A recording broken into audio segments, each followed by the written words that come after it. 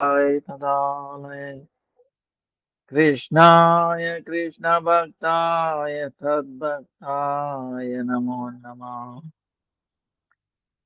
श्रीगुरुचरणकमलं वन्दे रमणपृष्ठाय भूतले श्रीरूपानुगभक्तिदं च कृपामूर्तिं नारायणम्। नमो विष्णुपादाय राधिकाय प्रियात्मने श्री श्रीमद् भक्ति वेदांत नारायण इति नामिने। श्री कृष्ण लीला कथाने सुदाक्षम औदार्य माधुर्य गुणैश्चयुक्तं वरं वरेण्यं पुरुषमान्तं नारायणं त्वं शिरसा नमामि। त्रिदण्डीनां भक्तशिरोमणिं च श्रीकृष्णपादाब्जहृदयकमलिं चैतन्यलीलामृतसारसारं नारायणं त्वं सततं प्रपद्ये। नमामि नारायणपादपङ्कजं करोमि नारायणपूजनं सदा वदामि नारायण नाम निर्मलं स्मरामि नारायण तत्त्वमव्ययम्। जय श्री कृष्ण चैतन्य प्रभु नित्यानंद श्री अद्वैत गदाधर श्रीवासादि गौर भक्त वृंद। हरे कृष्णा कृष्णा कृष्णा हरे हरे हरे राम राम राम हरे हरे। हरे कृष्णा कृष्णा कृष्णा हरे हरे हरे राम राम राम हरे हरे। हरे कृष्णा कृष्णा कृष्णा हरे हरे हरे राम राम राम हरे हरे। हरे कृष्णा कृष्णा कृष्णा हरे हरे हरे राम राम राम हरे हरे। हरे कृष्णा कृष्णा कृष्णा हरे हरे हरे राम राम हरे हरे। हरे कृष्णा कृष्णा कृष्णा हरे हरे हरे राम राम राम हरे हरे हरे कृष्णा कृष्णा कृष्णा हरे हरे हरे राम राम राम हरे हरे हरे कृष्णा कृष्णा कृष्णा हरे हरे हरे राम राम राम हरे हरे हरे कृष्णा कृष्णा कृष्णा हरे हरे हरे राम राम राम हरे हरे हरे कृष्णा कृष्णा कृष्णा हरे हरे हरे राम राम राम हरे हरे हरि बोल हरि बोल निताय गौर हरि बोल हरि बोल हरि बोल। मट्ट मल्लम गुरुपाद पद्म भक्ति वेदांत नारायण गोस्वामी पाद गौणांत कोटि दंडवत। कपिसिता गुरुपाद गुरुवर्ग नाम निष्ठ संत श्रीपाद प्रभु चरण कमलांत कोटि दंडवत। ಎಲ್ಲ ವರ್ತಮಾನ ಭೂತ ಭವಿಷ್ಯ ಎಲ್ಲ ವೈಷ್ಣವರು ಯಥಾವತ್ ದಂಡವತ್ ಪ್ರಣಾಮ। ವಾಂಛಾ ಕಲ್ಪತರುಭ್ಯಶ್ಚ ಕೃಪಾ ಸಿಂಧುಭ್ಯೇವ ಚ ಪತಿತಾನಾಂ ಪಾವನೇಭ್ಯೋ ವೈಷ್ಣವೇಭ್ಯೋ ನಮೋ ನಮಃ। ಇದು ಅಧಿಕ ಮಾಸ, ಪುರುಷೋತ್ತಮ ಮಾಸ, ಪುರುಷೋತ್ತಮ ವ್ರತ ಬಗ್ಗೆ ಹೇಳಿದ್ವಿ. ಸೊ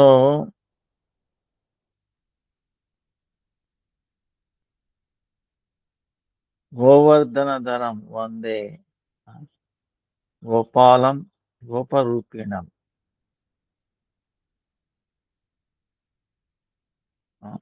ಗೋವರ್ಧನ ಧರಂ ಯಾರು ಗೋವರ್ಧನ ಬೆಟ್ಟನ ಧಾರಣೆ ಮಾಡಿದ. ಆಮೇಲೆ ಗೋಪ ರೂಪದಲ್ಲಿ ಅವನ್ ನಮಸ್ಕಾರ. ಗೋಕುಲೋತ್ಸವಂ ಈಶಾನಾಂ ಗೋವಿಂದಂ ಗೋಪಿಕಾ ಪ್ರಿಯಂ. ಅವನ ಇದೇನು ಅವನು ಬಂದಾಗಿಂದ ಗೋಕುಲದಲ್ಲಿ ಉತ್ಸವ, ಒಂದು ಕ್ಷಣ ಕ್ಷಣಕ್ಕೂ ಉತ್ಸವ, ನವ ನವ ಉತ್ಸವ, ಸಂತೋಷವಾಗಿ. ಆ ಈಶಾನ ಈಶ್ವರ ಪರಮ ಕೃಷ್ಣ ಚಿದಾನಂದ ವಿಗ್ರಹ, ಎಲ್ಲ ಈಶ್ವರಿಗೆ ಈಶ್ವರ. ಹಾಗೂ ಆದರೂ ಅವನು ಗೋಪಾಲ, ಗೋವಿಂದ, ಗೋಪಿಕಾ ಪ್ರಿಯ, ಗೋಪಿಯರಿಗೆ ಪ್ರಿಯ, ಸ್ಪೆಷಲಿ ರಾಧಾರಾಣಿಗೆ ಪ್ರಿಯ. ಸೊ ಈ ತಿಂಗಳಲ್ಲಿ ನಾವು ಈ ಮಂತ್ರನ ಹೇಳ್ಕೊಂಡು ಯಾರು ಈ ರಾಧಾಕೃಷ್ಣ ನಾವು ಆರಾಧನೆ ಮಾಡ್ತೀವೋ ಅವರಿಗೆ ಅವನು ಪುರುಷೋತ್ತಮ ಸಿಗ್ತಾನೆ, ಎಲ್ಲ ಅಭಿಷ್ಟಗಳು ಪೂರ್ಣ ಆಗುತ್ತೆ.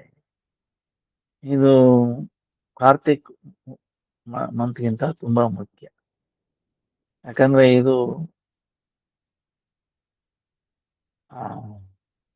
ಇಲ್ಲಿ ಯಾವುದೇ ರೀತಿಯ ಕರ್ಮಕಾಂಡ ಇರಲ್ಲ ಈ ತಿಂಗಳಲ್ಲಿ. ಯಾವುದೇ ಮದುವೆ ಮುಂಚಿ ಆಮೇಲೆ ಗೃಹಪ್ರವೇಶ ಇದು ಯಾವ್ದು ಇಟ್ಕೊಳಲ್ಲ. ನಿಷ್ಕಾಮ ತಿಂಗಳು. ಹಾಗೂ ಈ ತಿಂಗಳಲ್ಲಿ ಅಪರಾಧ ನಡೆಯಲ್ಲ, ಅಪರಾಧ ಸ್ವೀಕಾರ ಮಾಡಲ್ಲ. ಯಾಕಂದ್ರೆ ಸ್ವಯಂ ಇರ್ತಾನೆ ಎಲ್ಲಾ ಇದ್ರಲ್ಲೂ, ತಾನೇ ಇನ್ಚಾರ್ಜ್ ಇರ್ತಾನೆ. ಸೊ ಅದರಿಂದ ಭಕ್ತಿಗೆ ತುಂಬಾ ಮುಖ್ಯ ಆಗಿದೆ, ಕಾರ್ತಿಕ್ ಮಹಿನೆಗಿಂತ ತುಂಬಾ ಮುಖ್ಯ ಆಗಿದೆ. ಸೊ ನಾವೆಲ್ಲ ಪ್ರಾರ್ಥನೆ ಮಾಡೋಣ ಈ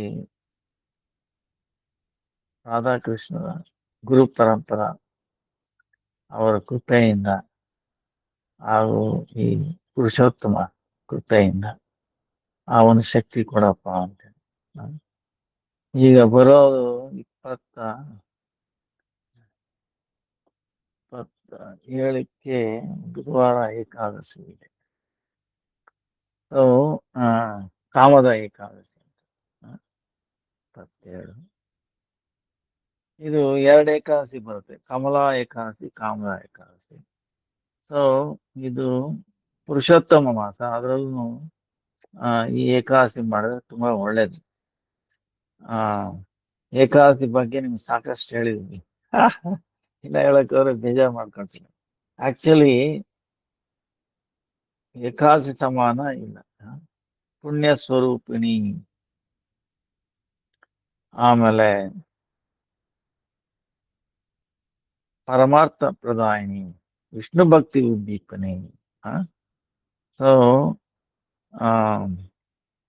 ಕಾಮದಾಯಕ. ಸೊ ಇದು ಕಡ್ಡಾಯ ನಾವು ಎಲ್ಲ ಮಾಡ್ಲೇಬೇಕು. ಈ ಜಾಸ್ತಿ ಸಮಯ ತಗೊಳ್ಳಲ್ಲ, ಇದು ಇದರಿಂದ ಮಾಡಿರೋದ್ರಿಂದ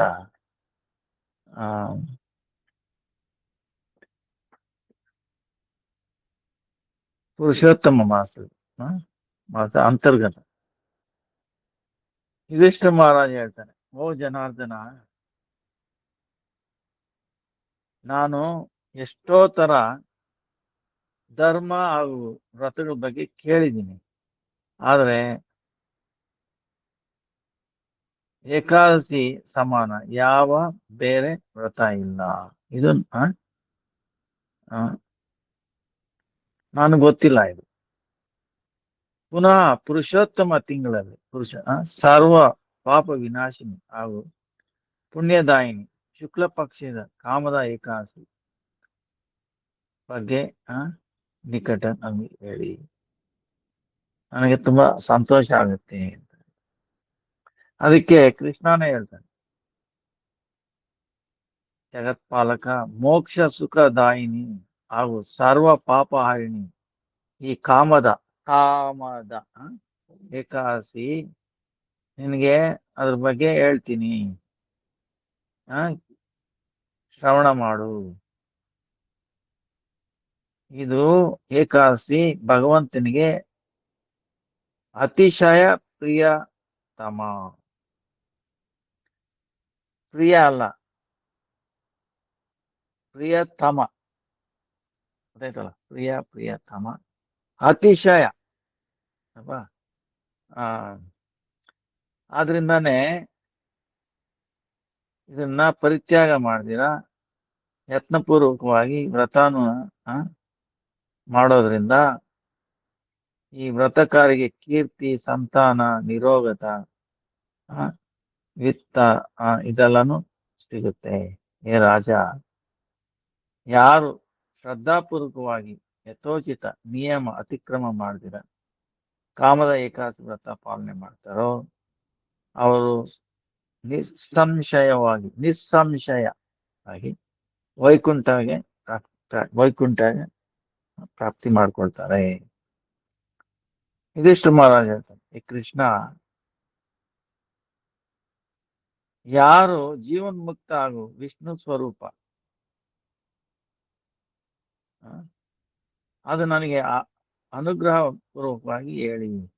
ಕೃಷ್ಣನೇ ಹೇಳ್ತಾನೆ, ಯಾರು ವಿಧಿಪೂರ್ವಕ ಭಕ್ತಿ ಭಾವದಿಂದ ಈ ವ್ರತನ ಪಾಲನೆ ಮಾಡ್ತಾರೋ ಅವರೇ ಜೀವನ್ಮುಕ್ತ ಹಾಗೂ ವಿಷ್ಣು ತರನೇ ಚತುರ್ಭುಜನು ಪ್ರಾಪ್ತಿ ಮಾಡ್ಕೊಳ್ತಾರೆ.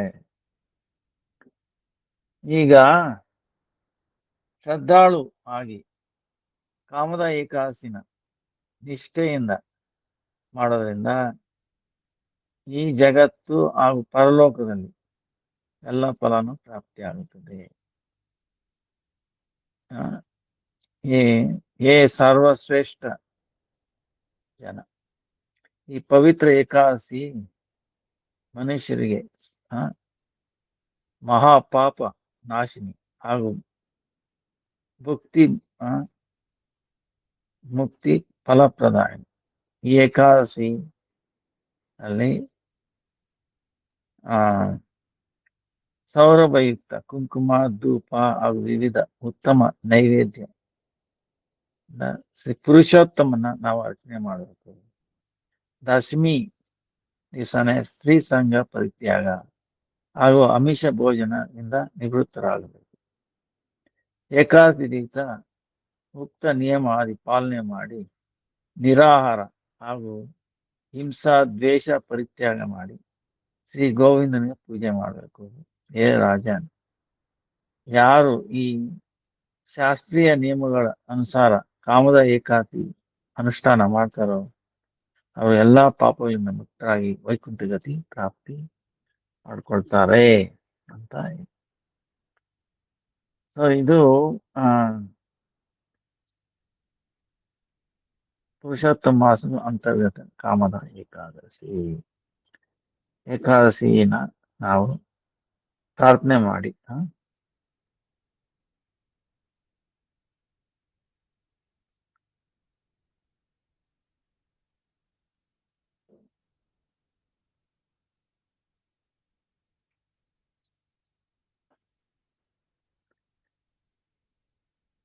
ನಾವು ಅದನ್ನು ಪ್ರಾರ್ಥನೆ ಮಾಡಿ ಶಕ್ತಿ ಪ್ರದಾನ ಮಾಡಿ ಪ್ರಾರ್ಥನೆ ಮಾಡಿ. ಈಗ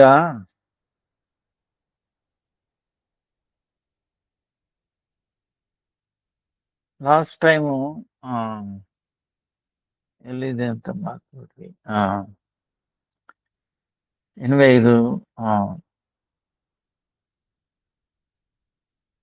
ಬೃಹತ್ ಭಾಗವತಾಮೃತ ಹೇಳ್ತಾ ಇದ್ವಿ. ಇಲ್ಲಿ ನಾವು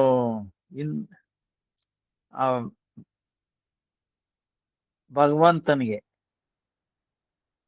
ಅತ್ಯುತ್ತಮ ಕೃಪಾಪಾತ್ರ ಯಾರು ಅಂತ ಒಂದು ಪ್ರಶ್ನೆ. ಅದನ್ನ ಎಲ್ರಿಗೂ ತಿಳಿಸೋ ಒಂದು ದೃಢ ನಿರ್ಧಾರದಿಂದ ಯಾರು ಅವ್ರ ಗುಣ ಏನು ಹೇಗೆ ತಿಳಿಸೋದಕ್ಕೋಸ್ಕರ ನಾರದ ಮುನಿ ಈ ಸಂಚಾರ ಶುರು ಮಾಡ್ತಾರೆ. ಈ ತ್ರಿವೇಣಿ ಸಂಗಮ ಅಲ್ಲಿ ಬ್ರಾಹ್ಮಣ ಅದನ್ನ ನೋಡಿದ್ವಿ. ಸಾಲಿಗ್ರಾಮ ಪೂಜೆ ಮಾಡಿ ಎಲ್ಲರನ್ನೂ ಸಂತುಷ್ಟಿ ಪಡಿಸಿರ್ತಾನೆ. ನಾರದ ಮುನಿ ಹೇಳ್ತಾನೆ, ನೀನೇನಪ್ಪ, ನಿನಗಿಂತ ಇನ್ಯಾರಿದ್ದಾರೆ? ಅವನು ಹೇಳ್ತಾನೆ, ನಾನಲ್ಲ, ರಾಜ, ದಕ್ಷಿಣದ ರಾಜನ ಹತ್ರ ಹೋಗ್ತಾನೆ. ಅವನು ಅದೆಲ್ಲ ನೋಡ್ಬಿಟ್ಟು ಇನ್ನೂ ಸಂತೋಷ ಆಗುತ್ತೆ. ನಾರದ ಮುನಿ, ಹೌದಪ್ಪ, ಎಲ್ಲಾನು ಭಗವಂತನ ಸೇವೆಗೋಸ್ಕರ ಮುಡಿಪಾಗಿಟ್ಟಿದೀಯಾ. ಅರ್ಚ ವಿಗ್ರಹನ ಸಾಕ್ಷಾತ್ ಭಗವಂತನಂತ ನೀನು ಆರಾಧನೆ ಮಾಡ್ತಾ ಇದೀಯಾ. ಆಮೇಲೆ ಅವನು ಹೇಳ್ತಾನೆ, ಇಲ್ಲಪ್ಪ ಇಂದ್ರ, ನಾನು ಹೇಳಿ ಏನ್ ದಾನ ಮಾಡಿಸ್ತಾನೆ ಇಂದ್ರ, ಏನಪ್ಪ, 3 ಲೋಕಕ್ಕೆ ಅಧಿಪತಿ. ಅವನಿಗೆ ಅಲ್ಲಿ ಯಾವ ರೋಗ ರುಜಿನಗಳಿಲ್ಲ, ಭಯ ಇಲ್ಲ ಅಂತ ಅದನ್ನ ಗುಣಗಾನ ಮಾಡ್ತಾರೆ. ನಾವು ಅದನ್ನ ಕೇಳಿದ್ವಿ ಅನ್ಸುತ್ತೆ. ಸ್ವರ್ಗ ಲೋಕ ಹೇಗಿರುತ್ತೆ ಅಂತ. ಸುಮಾರು 100% ಜನ, ಪ್ರಾಕ್ಟಿಕಲ್ 99.999 ಅಲ್ಲಿಗೆ ಹೋಗ್ಬೇಕು ಅಂತ ಹೋಗ್ತಾರೆ, ಪ್ರಯತ್ನ ಮಾಡ್ತಾರೆ, ಸತ್ಕರ್ಮಗಳೆಲ್ಲ ಮಾಡ್ಕೊಂಡು. ಹೌದಾ? ಆದ್ರೆ ಅಲ್ಲಿನ ಪರಿಸ್ಥಿತಿ ಏನು?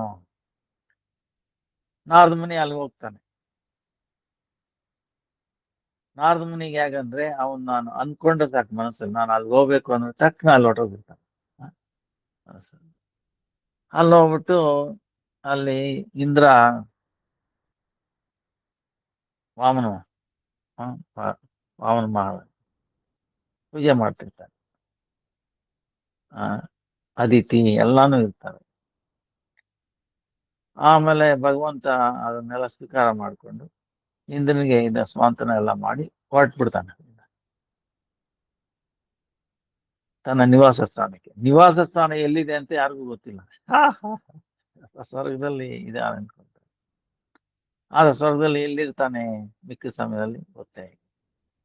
ಸೊ ಕೊನೆಗೆ ಇಂದ್ರನಿಗೆ ಕಣ್ಣೀರು ಬರ್ತಾ ಇರುತ್ತೆ. ನಾರದ ಮುನಿ ಇಂದ್ರ, ನಿನ್ ಸಮಾನ ಯಾರು ಇಲ್ಲವಯ್ಯ, ನಿನ್ಗೆ ಎಷ್ಟು ಕೃಪೆ ಆಗಿದೆ, ಭಗವಂತನ ಕೃಪೆ ಆಗಿದೆ, ನೀನೇ ಕೃಪಾ ಪಾತ್ರ.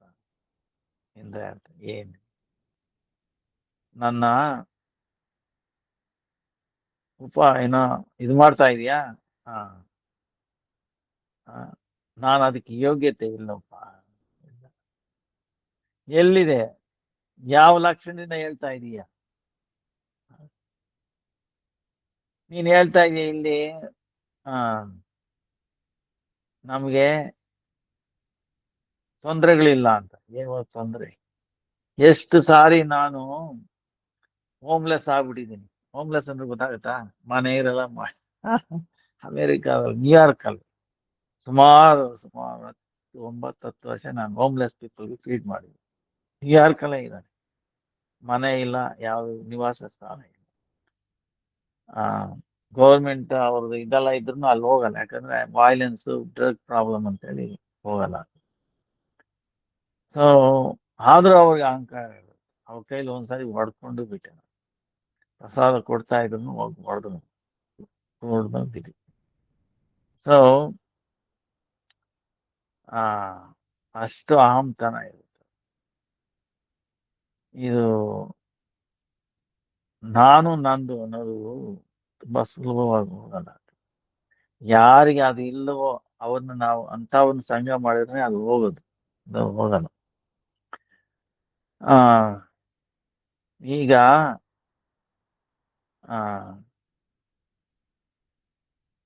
ಅಲ್ಲಿ ಇಂದ್ರನು ಹೇಳ್ತಾನೆ, ನಾನು ಎಷ್ಟೋ ಸಾರಿ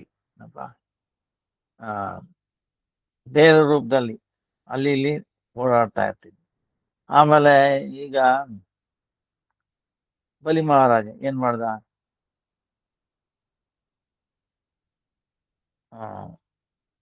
ನಮ್ಮನ್ನ ಓಡ್ತೇ ಬಿಟ್ಟ. ನಾವು ಭೂಮಿಲೇ ಅಲಿತಾ ಇದ್ದೀವಿ, ನಮ್ಗೆ ಊಟ ತಿಂಡಿ ಇಲ್ಲ, ನಮ್ಗೆ ಯಜ್ಞ ಪಾಲದಿಂದ ಯಜ್ಞದಿಂದ ನಮ್ಗೆ ಊಟ ಬರೋದು, ಅದೊಂದು ಪಾಲು ಅವನೇ ಕಬಳಿಸ್ತಾ ಇದ್ದಾನೆ. ದಿಕ್ಪಾಲಕರೆಲ್ಲ ಅವನ ಸಂಬಂಧಿಕನ ಇಟ್ಕೊಂಡ್ಬಿಟ್ಟಿದ್ದಾನೆ. ಸೊ ನರಳ್ತಾ ಇದೀವಿ ನಾವು ಎಷ್ಟು ಸಾರಿ. ಸೊ ಅಧಿಕಾರ ಇದ್ದಾಗ ಇಂದ್ರ ಎಷ್ಟು ಸಾರಿ ತಮ್ಮ ಗುರುಗಳನ್ನೇ ಅಗೌರವ ಮಾಡಿಸಿ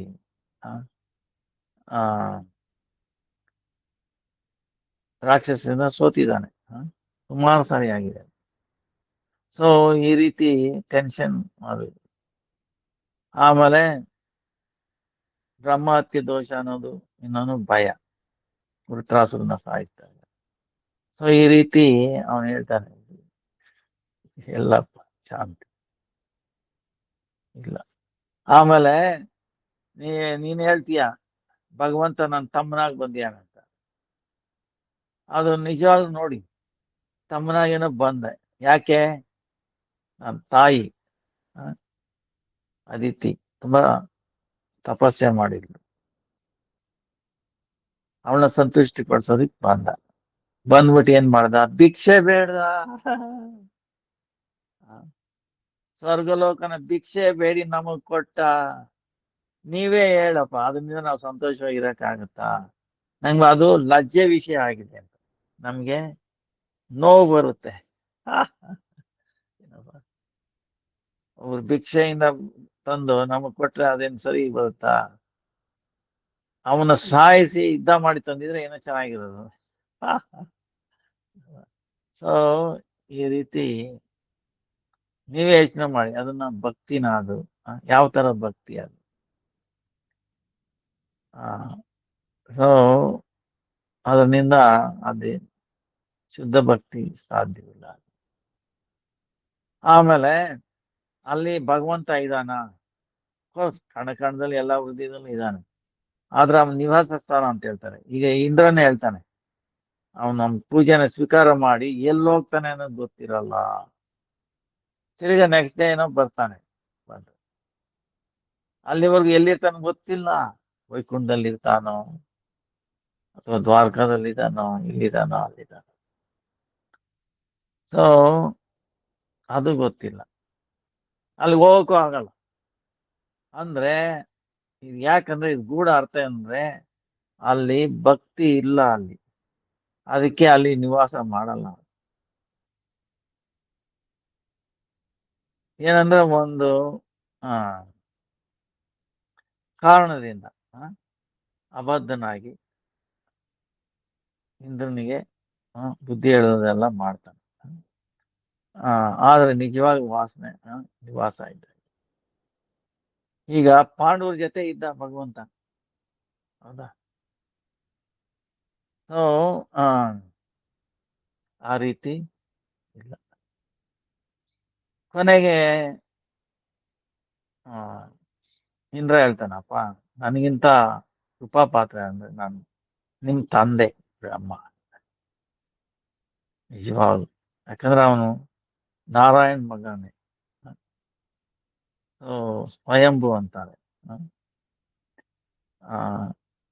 ಲಕ್ಷ್ಮಿ ಯಾವಾಗಲೂ ಅವನ ಪಕ್ಷದಲ್ಲಿ ಇರೋರು, ಲಕ್ಷ್ಮಿ ಅಂತಾನೆ ಹೇಳ್ಬೋದು, ಏನ್ ತೊಂದ್ರೆ ಇಲ್ಲ. ನಾರಾಯಣ ಲಕ್ಷ್ಮಿ ಅಂತರ ಇಲ್ಲ. ಶಕ್ತಿ ಮತ್ತು ಭೇದ ಭೇದ ಭೇದ ಇಲ್ಲ. ಸೊ ಅವನ್ ಕೃಪೆ ಇದೆ. ಯಾಕಂದ್ರೆ ಅಲ್ಲಿ ಸಹಸ್ರ ಶೀರ್ಷ ರೂಪದಲ್ಲಿ ಬ್ರಹ್ಮ ಯಾವಾಗ್ಲೂ ಪೂಜೆ ಮಾಡ್ತಾ ಇರ್ತಾನೆ, ಅವನಿಗೆ ಒಲ್ದಿದ್ದಾನೆ. ಆಮೇಲೆ ಅವನು ಎಷ್ಟು ದೀರ್ಘ ಆಯುಸ್ಸು. ಈಗ ರಾಜ ಏನ್ ಹೇಳ್ದ, ಇಂದ್ರನ ಆಯುಸ್ಸು ಒಂದು ಮನ್ಮಂತ್ರದವರೆಗೂ ಬರುತ್ತೆ. ಅಂದ್ರೆ ಸುಮಾರು ಹೆಚ್ಚು ಕಮ್ಮಿ 70 ಚತುರ್ಯುಗ ಸಮಾನ. ಅಂದ್ರೆ 300 ಮಿಲಿಯನ್ ಇಯರ್ಸ್ ಏನೋ ಆಗ್ತದೆ. 30 ಕೋಟಿ ವರ್ಷ ಏನೋ ಆಗುತ್ತೆ ಇಂದ್ರನ ಆಯುಸ್ಸು. ಅದು ಬ್ರಹ್ಮನ್ಗೆ 30 ಕೋಟಿ ವರ್ಷ ಎಷ್ಟಿದ್ದಾಗೆ 1 ಗಂಟೆ ಹೆಚ್ಚು ಕಮ್ಮಿ ಇದ್ದಾಗೆ.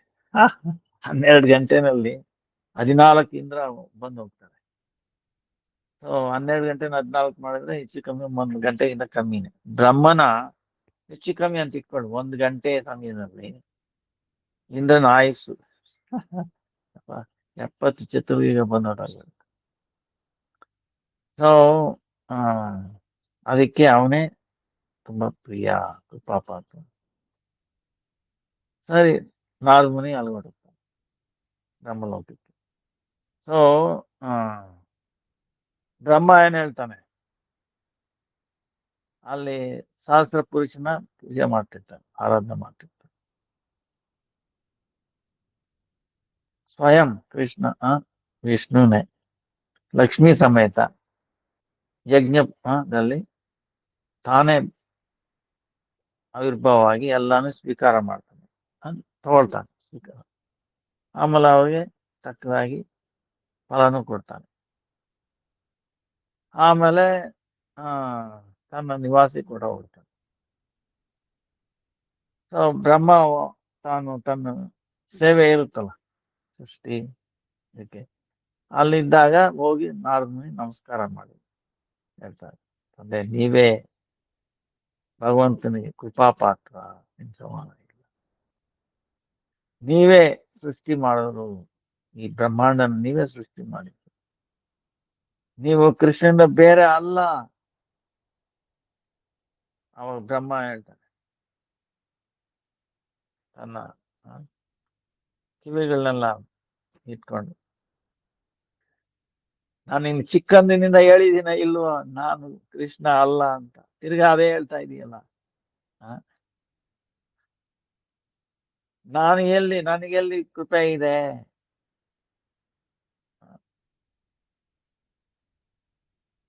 ಪ್ರಹ್ಲಾದನ ಸಮಯದಲ್ಲಿ ನರಸಿಂಹಸ್ವಾಮಿ ರೂಪದಲ್ಲಿ ಬಂದಾಗ ನಾನು ಎಷ್ಟು ವರ ಕೊಟ್ಟಿದ್ದೆ ಹಿರಣ್ಯಕಶಿಪುವಿಗೆ, ರಾವಣನಿಗೆ. ಅವರೆಲ್ಲ ಏನು ಮಾಡಿದ್ರು?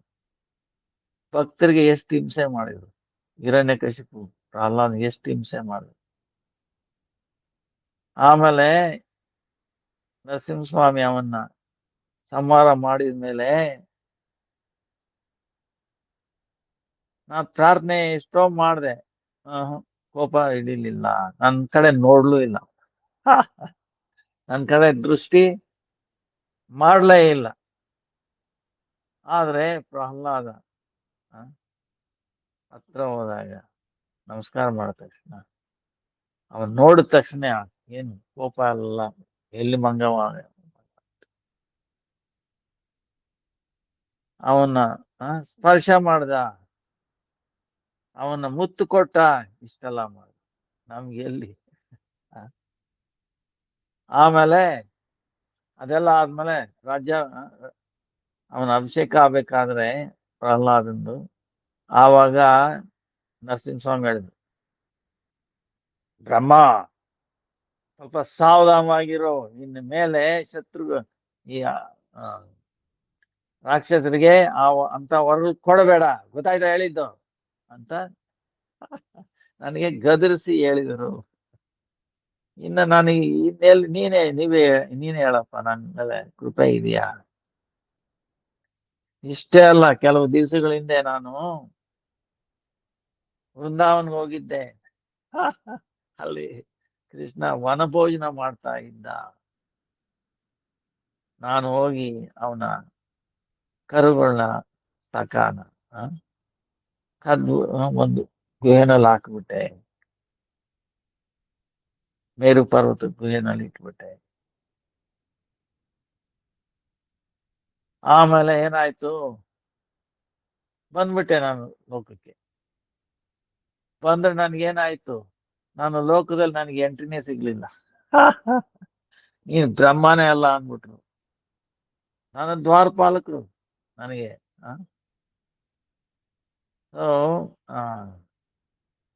ಆಮೇಲೆ ನನ್ಗೆ ಗೊತ್ತಾಯ್ತು, ಓಹೋ ನಾನೇನೋ ತಪ್ಪು ಮಾಡಿದ್ದೀನಿ.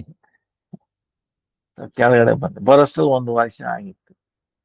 1 ವರ್ಷ ಪೂರ್ತ ಕೃಷ್ಣ ತಾನೇ ಸಕ ಕರುಗಳು ರೂಪದಲ್ಲಿ ಧಾರಣೆ ಮಾಡಿ ಹೋಗ್ತಾ ಇದ್ದ, ಬರ್ತಾ ಇದ್ದ, ತನ್ನ ಲೀಲೆ ನಿಲ್ಲಿಸಲಿಲ್ಲ, ನಡೀತಾನೆ ಇತ್ತು. ನೋಡಿ ಆಶ್ಚರ್ಯ ಆಯ್ತು. ಏನು ತೊಂದರೆ ಇಲ್ಲ. ಏನು ಆ ಗುಹೆನಲ್ಲಿ ಇಟ್ಟಿದ್ದವರೆಲ್ಲ ಬಂದ್ಬಿಟ್ಟಿಯಾರ ಅಂತ ಅಲ್ಲೋಗಿ ನೋಡ್ತೀನಿ, ಅಲ್ಲೂ ಇದಾರ. ಪ್ರಜ್ಞೆ ಇಲ್ಲ, ಮೂರ್ಛೆ ರೂಪದಲ್ಲಿ ಇದ್ದಾರೆ, ನಾನು ಇಟ್ಟಿದ್ದಾರೆ. ಆಮೇಲೆ ಇಲ್ಲಿ ನೋಡಿದ್ರೆ ಇಲ್ಲೂ ಇದ್ದಾರೆ. ನನಗೆ ಒಂಥರ ಸಂದೇಹ ಬಂತು, ಇದೇನಪ್ಪ ಇದು, ಯಾರು ಮಾಯ ಇದು? ಆಮೇಲೆ 2 ಕಡೆ ನೋಡ್ದೆ, ಅಲ್ಲಿ ಇದ್ದಾರೆ, ಇಲ್ಲಿ ಇದ್ದಾರೆ. ಓಹೋ, ಹಾಗಾದ್ರೆ ಇವ್ರು ಯಾರು? ನನಗೆ ಸ್ವಲ್ಪ ಸಂದೇಹ ಬಂತು. ಆವಾಗ ಕೃಷ್ಣ ಏನ್ ಮಾಡ್ದ, ಎಲ್ಲ ಭುಜ ರೂಪದಲ್ಲಿ ವಿಷ್ಣುವಿನ ರೂಪ ಧಾರಣೆ ಮಾಡ್ಬಿಟ್ಟು. ಆವಾಗ ಗೊತ್ತಾಯ್ತು, ಓಹೋ, ನನಗೆ ಒಬ್ಬ ವಿಷ್ಣುವಿನೇ ಒಂದು ದರ್ಶನ ಆಗಿಲ್ಲ ಅಂತದ್ದು. ಎಲ್ಲ ವಿಷ್ಣು ರೂಪದಲ್ಲಿದ್ದಾರೆ. ಆವಾಗ ಅರಿವಾಯ್ತು, ತಪ್ಪಾಯ್ತು. ನಾನು ಪ್ರಾರ್ಥನೆ ಮಾಡಿದೆ. ನನ್ನ ಕಡೆ ಅವನ್ ತಿರುಗು ನೋಡ್ಲಿಲ್ಲ, ಸುಮ್ಮನೆ ನೋಡ್ದೆ. ಇನ್ನೆಲ್ಲಿದೆ ಕೃಪೆ? ಸೊ ಹಾಗೂ ನಾನೇನ್ ಮಾಡಿದೆ, ಈಗ ಇಂದ್ರ, ಯಮ ಇವರೆಲ್ಲಾನು ಆಡಳಿತದಲ್ಲಿ ನಾನು ಅವ್ರನ್ನ ಸೇರಿಸಿದ್ದೀನಿ. ಇವರು ಸುಮ್ಮನೆ ಇದಾರ? ಇವರು ಅಹಂಕಾರದಿಂದ ಎಷ್ಟು ಸಮಯ ಕೃಷ್ಣನಿಗೆ, ಭಗವಂತನಿಗೆ ತೊಂದರೆ ಕೊಟ್ಟಿದ್ದಾರೆ. ಇಂದ್ರ ಯುದ್ಧ ಮಾಡ್ದ, ಪಾರಿಜಾತ ಬೇಕು ಅಂದಾಗ. ರುಕ್ಮಿಣಿ, ಸತ್ಯಭಾಮ ಯುದ್ಧ ಮಾಡ್ದ. ಅವನ್ ಭಗವಂತ ಎಲ್ಲ ಅವನ್ ಕೊಟ್ಟಿದ್ರೆ ಏನಾಗಿರೋದು ಇವನಿಗೆ?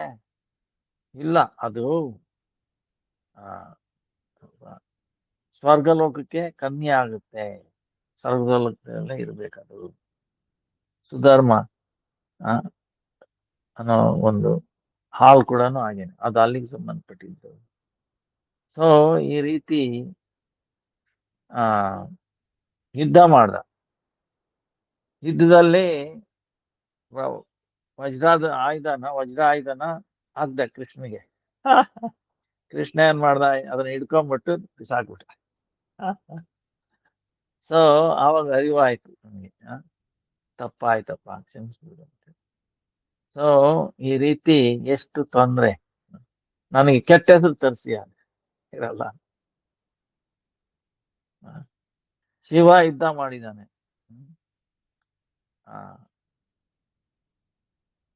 ಸಹಸ್ರಾರ್ಜುನ ಸಮಯದಲ್ಲಿ. ಹಾಗೂ ವರ್ಣ ಏನ್ ಮಾಡ್ದ, ಕೃಷ್ಣನ ತಂದೆ ನಂದ ಮಹಾರಾಜನೇ ಹಿಡ್ಕೊಂಡು ಹೋಗಿದ್ದ. ಎಷ್ಟು ಎಷ್ಟು ಇದಿರ್ಬೇಕು. ಆದ್ರೂ ಕೃಷ್ಣ ಅವನ್ನ ಕ್ಷಮೆ ಮಾಡಿದ್ದಾನೆ. ಸೊ ಇದು ಅಹಂಕಾರ ಮರ್ತು ಬಿಡ್ತಾರೆ.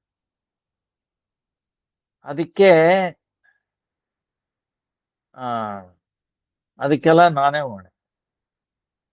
ಸೊ ನನಗೆಲ್ಲಿದೆ ಕೃಪೆ? ಆದ್ರೆ ಶಿವನ್ ಮೇಲಿದೆ. ಶಿವನ ಮೇಲೆ ಭಗವಂತನ ಕೃಪೆ ಇದೆ, ಕೃಪಾಪಾತ್ರ. ಶಿವನಿಗೆ ಎಂದೂ ಅವನು ಈ ತರ ಬೆದರಿಸಿ ಅವನಿಗೆ ಶಿಕ್ಷೆ ಕೊಟ್ಟಿಲ್ಲ. ಪ್ರೇಮದಿಂದ ಮಾತಾಡಿದಾನೆ.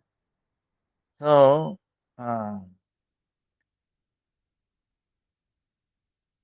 ಶಿವ ತಾನು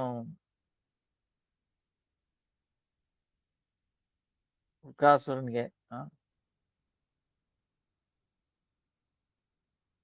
ವರದಾನ ಕೊಟ್ಟಾಗ ಸಂಕಷ್ಟದಲ್ಲಿ ಸಿಕ್ಕಾಕೊಂಡ.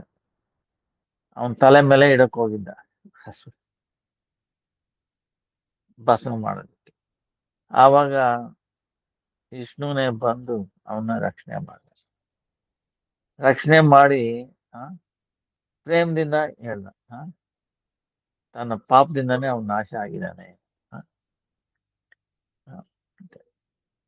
ಸೊ ಈ ರೀತಿ ನನ್ಗೆ ಆತರ ಅನುಭವ ಆಗಿಲ್ಲ. ಅದಕ್ಕೆ ಶಿವನೇ ಭಗವಂತನ ಕೃಪೆಗೆ ಕೃಪಾಪಾತ್ರ. ಅದಕ್ಕೆ ನೀನು ಅಲ್ಲಿಗೆ ಹೋಗು. ಶಿವಲೋಕ ಎಲ್ಲಿದೆ ಅಂತಾನು ಬ್ರಹ್ಮ ಹೇಳ್ತಾನೆ. ಈ ಶಿವಲೋಕ ಈ ಬ್ರಹ್ಮಾಂಡ 7 ಆವರಣ ಇದೆ. ಆ ಆವರಣದ ಮೇಲಿರೋದು, ಅಲ್ಲಿ ಇರೋರೆಲ್ಲ ಮುಕ್ತರೇ ಅಲ್ಲಿರೋದು.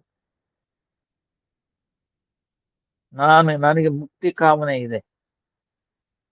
ಮುಕ್ತಿ ಪ್ರದಾನ ಮಾಡೋ ಒಂದು ಶಕ್ತಿ ಶಿವನ್ಗೂ ಇದೆ, ಪಾರ್ವತಿಗೂ ಇದೆ.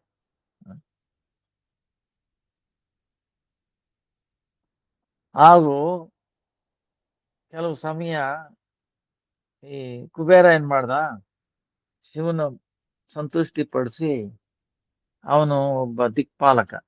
ಕುಬೇರ ತನ್ನ ಸ್ಥಾನ ಇಲ್ಲಿ ಆ ಇಲ್ಲೊಂದು ಸೊ ಅಲ್ಲಿ ಅವನ್ಗೆ ಆ ಜಾಗ ಕೊಟ್ಟು ಅಲ್ಲಿ ತನ್ನ ಸ್ವಲ್ಪ ವೈಭವ ರೂಪದಲ್ಲಿ ಇರ್ತಾನೆ. ನಾವೇನ್ ಕೈಲಾಸ ಅಂತ ಕರಿತೀವೋ ಈ ಪ್ರಪಂಚದಲ್ಲಿ,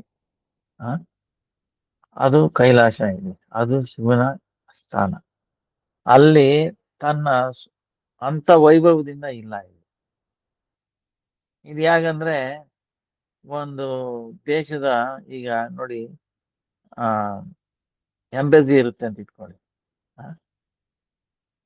ಅಮೆರಿಕನ್ ಎಂಬಸಿ ಈಗ ಚೆನ್ನೈಯಲ್ಲೂ ಇದೆ, ಆಮೇಲೆ ಬಾಂಬೆ, ಡೆಲ್ಲಿ. ಸೊ ನೀವು ಆ ಜಾಗದಲ್ಲಿ ಹೋದ್ರೆ ಅದು ಚಿಕ್ಕ ಅಮೆರಿಕ ಇದ್ದಾಗಲೇನೆ. ಅಲ್ಲಿನ ರೂಲ್ಸ್ ರೆಗ್ಯುಲೇಷನ್ ಎಲ್ಲ ಅಮೆರಿಕನ್ ಲಾನೇ ನಡೆಯುತ್ತೆ, ಇಂಡಿಯನ್ ಲಾ ನಡೆಯುತ್ತೆ. ಬಟ್ ಇರೋದು ಇಂಡಿಯಾದಲ್ಲಿ, ಅದೊಂದು ಔಟ್ ಪೋಸ್ಟ್ ಇದ್ದಾಗೆ. ಹಾಗೆ ಈ ಕೈಲಾಸ ಶಿವನ ಔಟ್ ಪೋಸ್ಟ್. ಸೊ ಅದರಿಂದ ನೀನು ಶಿವಲೋಕಕ್ಕೆ ಹೋಗು ಅಂತ ಬ್ರಹ್ಮ ಹೇಳ್ತಾನೆ. ಸೊ ನಾರದ ಮುನಿ ಅಲ್ಲಿ ಹೋಗ್ತಾನೆ. ಅಲ್ಲಿ ನಾರದ ಮುನಿ, ಶಿವ ಏನ್ ಮಾಡ್ತಿರ್ತಾನೆ, ಆ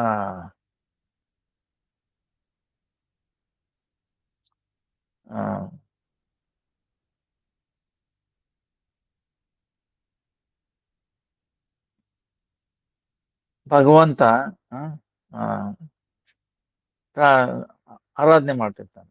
ಭಗವಂತ ಯಾವ ರೂಪದಲ್ಲಿ? ಸಂಕರ್ಷಣ ರೂಪದಲ್ಲಿ. ಸಂಕರ್ಷಣ ರೂಪದಲ್ಲಿ ಪ್ರಾರ್ಥನೆ ಮಾಡ್ತಿರ್ತಾನೆ. ಸೊ ವಾದ್ಯ ನೃತ್ಯ ಅಲ್ಲಿ ನಂದೀಶ್ವರನು ಎಲ್ಲ ಪ್ರಾರ್ಥನೆ, ಎಲ್ಲ ನೃತ್ಯ ಗೀತನೆ ಮಾಡ್ತಾ ಇರ್ತಾರೆ.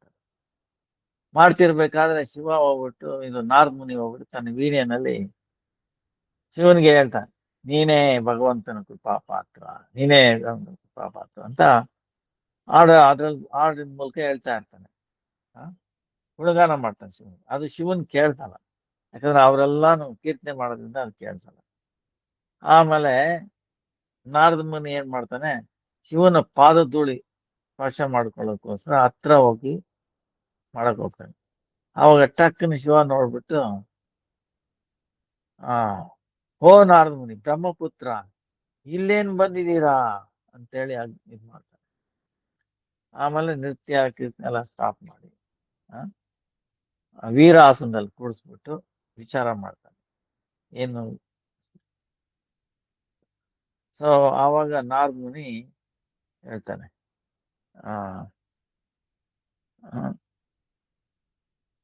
ಇದು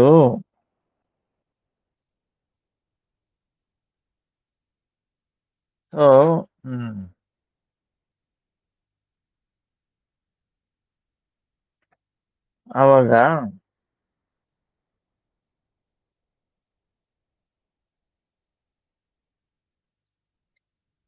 ಶಿವ ಏನ್ ಹೇಳ್ತಾನಂದ್ರೆ,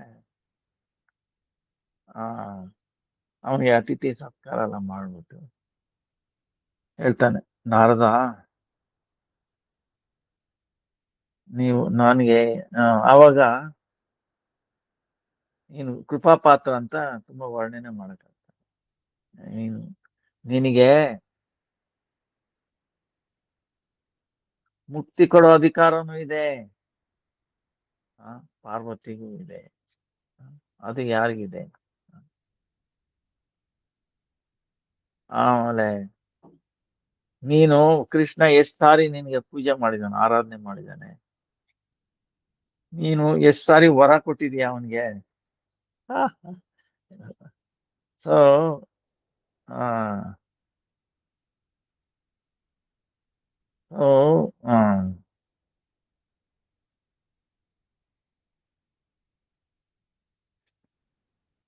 ಆವಾಗ ಶಿವ ಕೇಳ್ಬಿಟ್ಟು ತಾನು ಧೈರ್ಯ ಧಾರಣೆ ಮಾಡಕ್ ಆಗ್ಲಿಲ್ಲ. ತನ್ನ ಮೂಲಕ ಕೃಷ್ಣನಿಗೆ ಕೊಟ್ಟಿರೋ ವರದಾನನ ಪ್ರಸಂಗ ಶ್ರವಣ ಮಾಡ್ಬಿಟ್ಟು ಅವನಿಗೆ ಲಜ್ಜಿತನಾಗ್ಬಿಡ್ತಾನೆ. ಅವನು ಎದ್ಬಿಟ್ಟು ಬೇಗ ಟಕ್ಕನ ಎದ್ಬಿಟ್ಟು ವಿಲಾಸನಿಂದ ಎರಡೂ ಕೈಯಿಂದ ನಾರದನ ಮುಖನ ಮುಚ್ಚಿಸ್ಬಿಡ್ತಾನೆ. ಸಾಕು ಸಾಕು ನಾರದ, ನನ್ನ ದೃಷ್ಟತನದ ಬಗ್ಗೆ ಜಾಸ್ತಿ ಇನ್ನೇನು ಅಧಿಕ ವರ್ಣನೆ ಮಾಡಬೇಡಿ ಮಾಡಬೇಡಿ. ಶ್ರೀ ಶಿವ ತಿರ್ಗ ವಿಸ್ಮಿತನಾಗಿ ಉಚ್ಚ ಸ್ವರದಲ್ಲಿ ಹೇಳ್ತಾನೆ, ಹೇ ಮುನೆ, ನನ್ನ ಪ್ರಭು ತರ್ಕಕ್ಕೆ ಅಗೋಚರ, ಲೀಲಾ ವೈಭವ ಅಂತೂ ನೋಡು. ಅವನು ತಪಸ್ಯ ಆದಿ ಮೂಲಕ ನನ್ನಿಂದ ವರ ಪ್ರಾರ್ಥನೆ ಮಾಡ್ಕೊಂಡ ಏನು ಲೀಲೆ, ಅವನ ಲೀಲೆ ಅಗೋಚರ, ತರ್ಕಕ್ಕೆ ಅಗೋಚರ. ಬ್ರಹ್ಮಾಂಡ ನಾಯಕ ನಾವ್ ಯಾವ ಲೆಕ್ಕ ಆದ್ರೂ ಏನ್ ಲೀಲೆ ಮಾಡ್ತಾನೆ. ಅಹೋ ನನ್ನ ಈಶ್ವರ ಶ್ರೀಕೃಷ್ಣನ ಮಹಿಮೆ ಗಂಭೀರ ಮಹಾ ಸಮುದ್ರ ಸಮಾನ ವಿಚಿತ್ರ. ಅವನ ಚರಣ ಕಮಲದಲ್ಲಿ ನನ್ನ ಅನೇಕ ಪ್ರಕಾರದ ಅಪರಾಧ ಆಗಿದ್ರು ಸಹ ನನ್ನನ್ನ ಅವನು ಉಪೇಕ್ಷೆ ಮಾಡಿಲ್ಲ.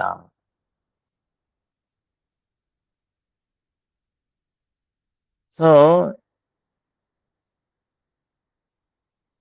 ಸಾಗರ ಹೇಗೆ ಅಗಮ್ಯ, ಸ್ಥಿರ ಹಾಗೂ ಅಪಾರ, ಹಾಗೇನೆ ನನ್ನ ಪ್ರಭುಗಳ ಮಹಿಮೆ ಕೂಡ ಅದೇ ಪ್ರಕಾರ. ಆದ್ರಿಂದಾನೇ ನನ್ನ ಮೂಲಕ ಅವನು ಚರಣಕಮಲದಲ್ಲಿ ಎಷ್ಟೋ ಬಾರಿ ಅಪರಾಧ ಆಗಿದೆ. ಆದ್ರೂ ಅವನಿಗೆ ವರದಾನ ನಾನು ಕೊಟ್ಟು ಕೂಡ ತನ್ನ ಐಶ್ವರ್ಯ ಹಾಗೂ ಗರ್ವದ ನಾನು ತುಂಬಿಕೊಂಡಿದ್ದೀನಿ ಗರ್ವ ಐಶ್ವರ್ಯ ಮದದಿಂದ. ಆದ್ರೂ ನನ್ನ ಅವನು ಉಪೇಕ್ಷೆ ಮಾಡಿಲ್ಲ. ಆದ್ರೂ ಸಹ ಮೊದಲಿದ್ದಾಗಲೇ ಭಕ್ತಿಯ ಪ್ರವರ್ತನ ಮೂಲಕ ನನ್ನ ಮಹಿಮೆನ ವಿಸ್ತಾರ ಮಾಡ್ತಾ ಇರ್ತಾನೆ. ಏನಂದ್ರೆ ಕೃಷ್ಣನ ಪ್ರತಿ ಅಪರಾಧ ಎಷ್ಟೇ ಮಾಡಿದ್ರು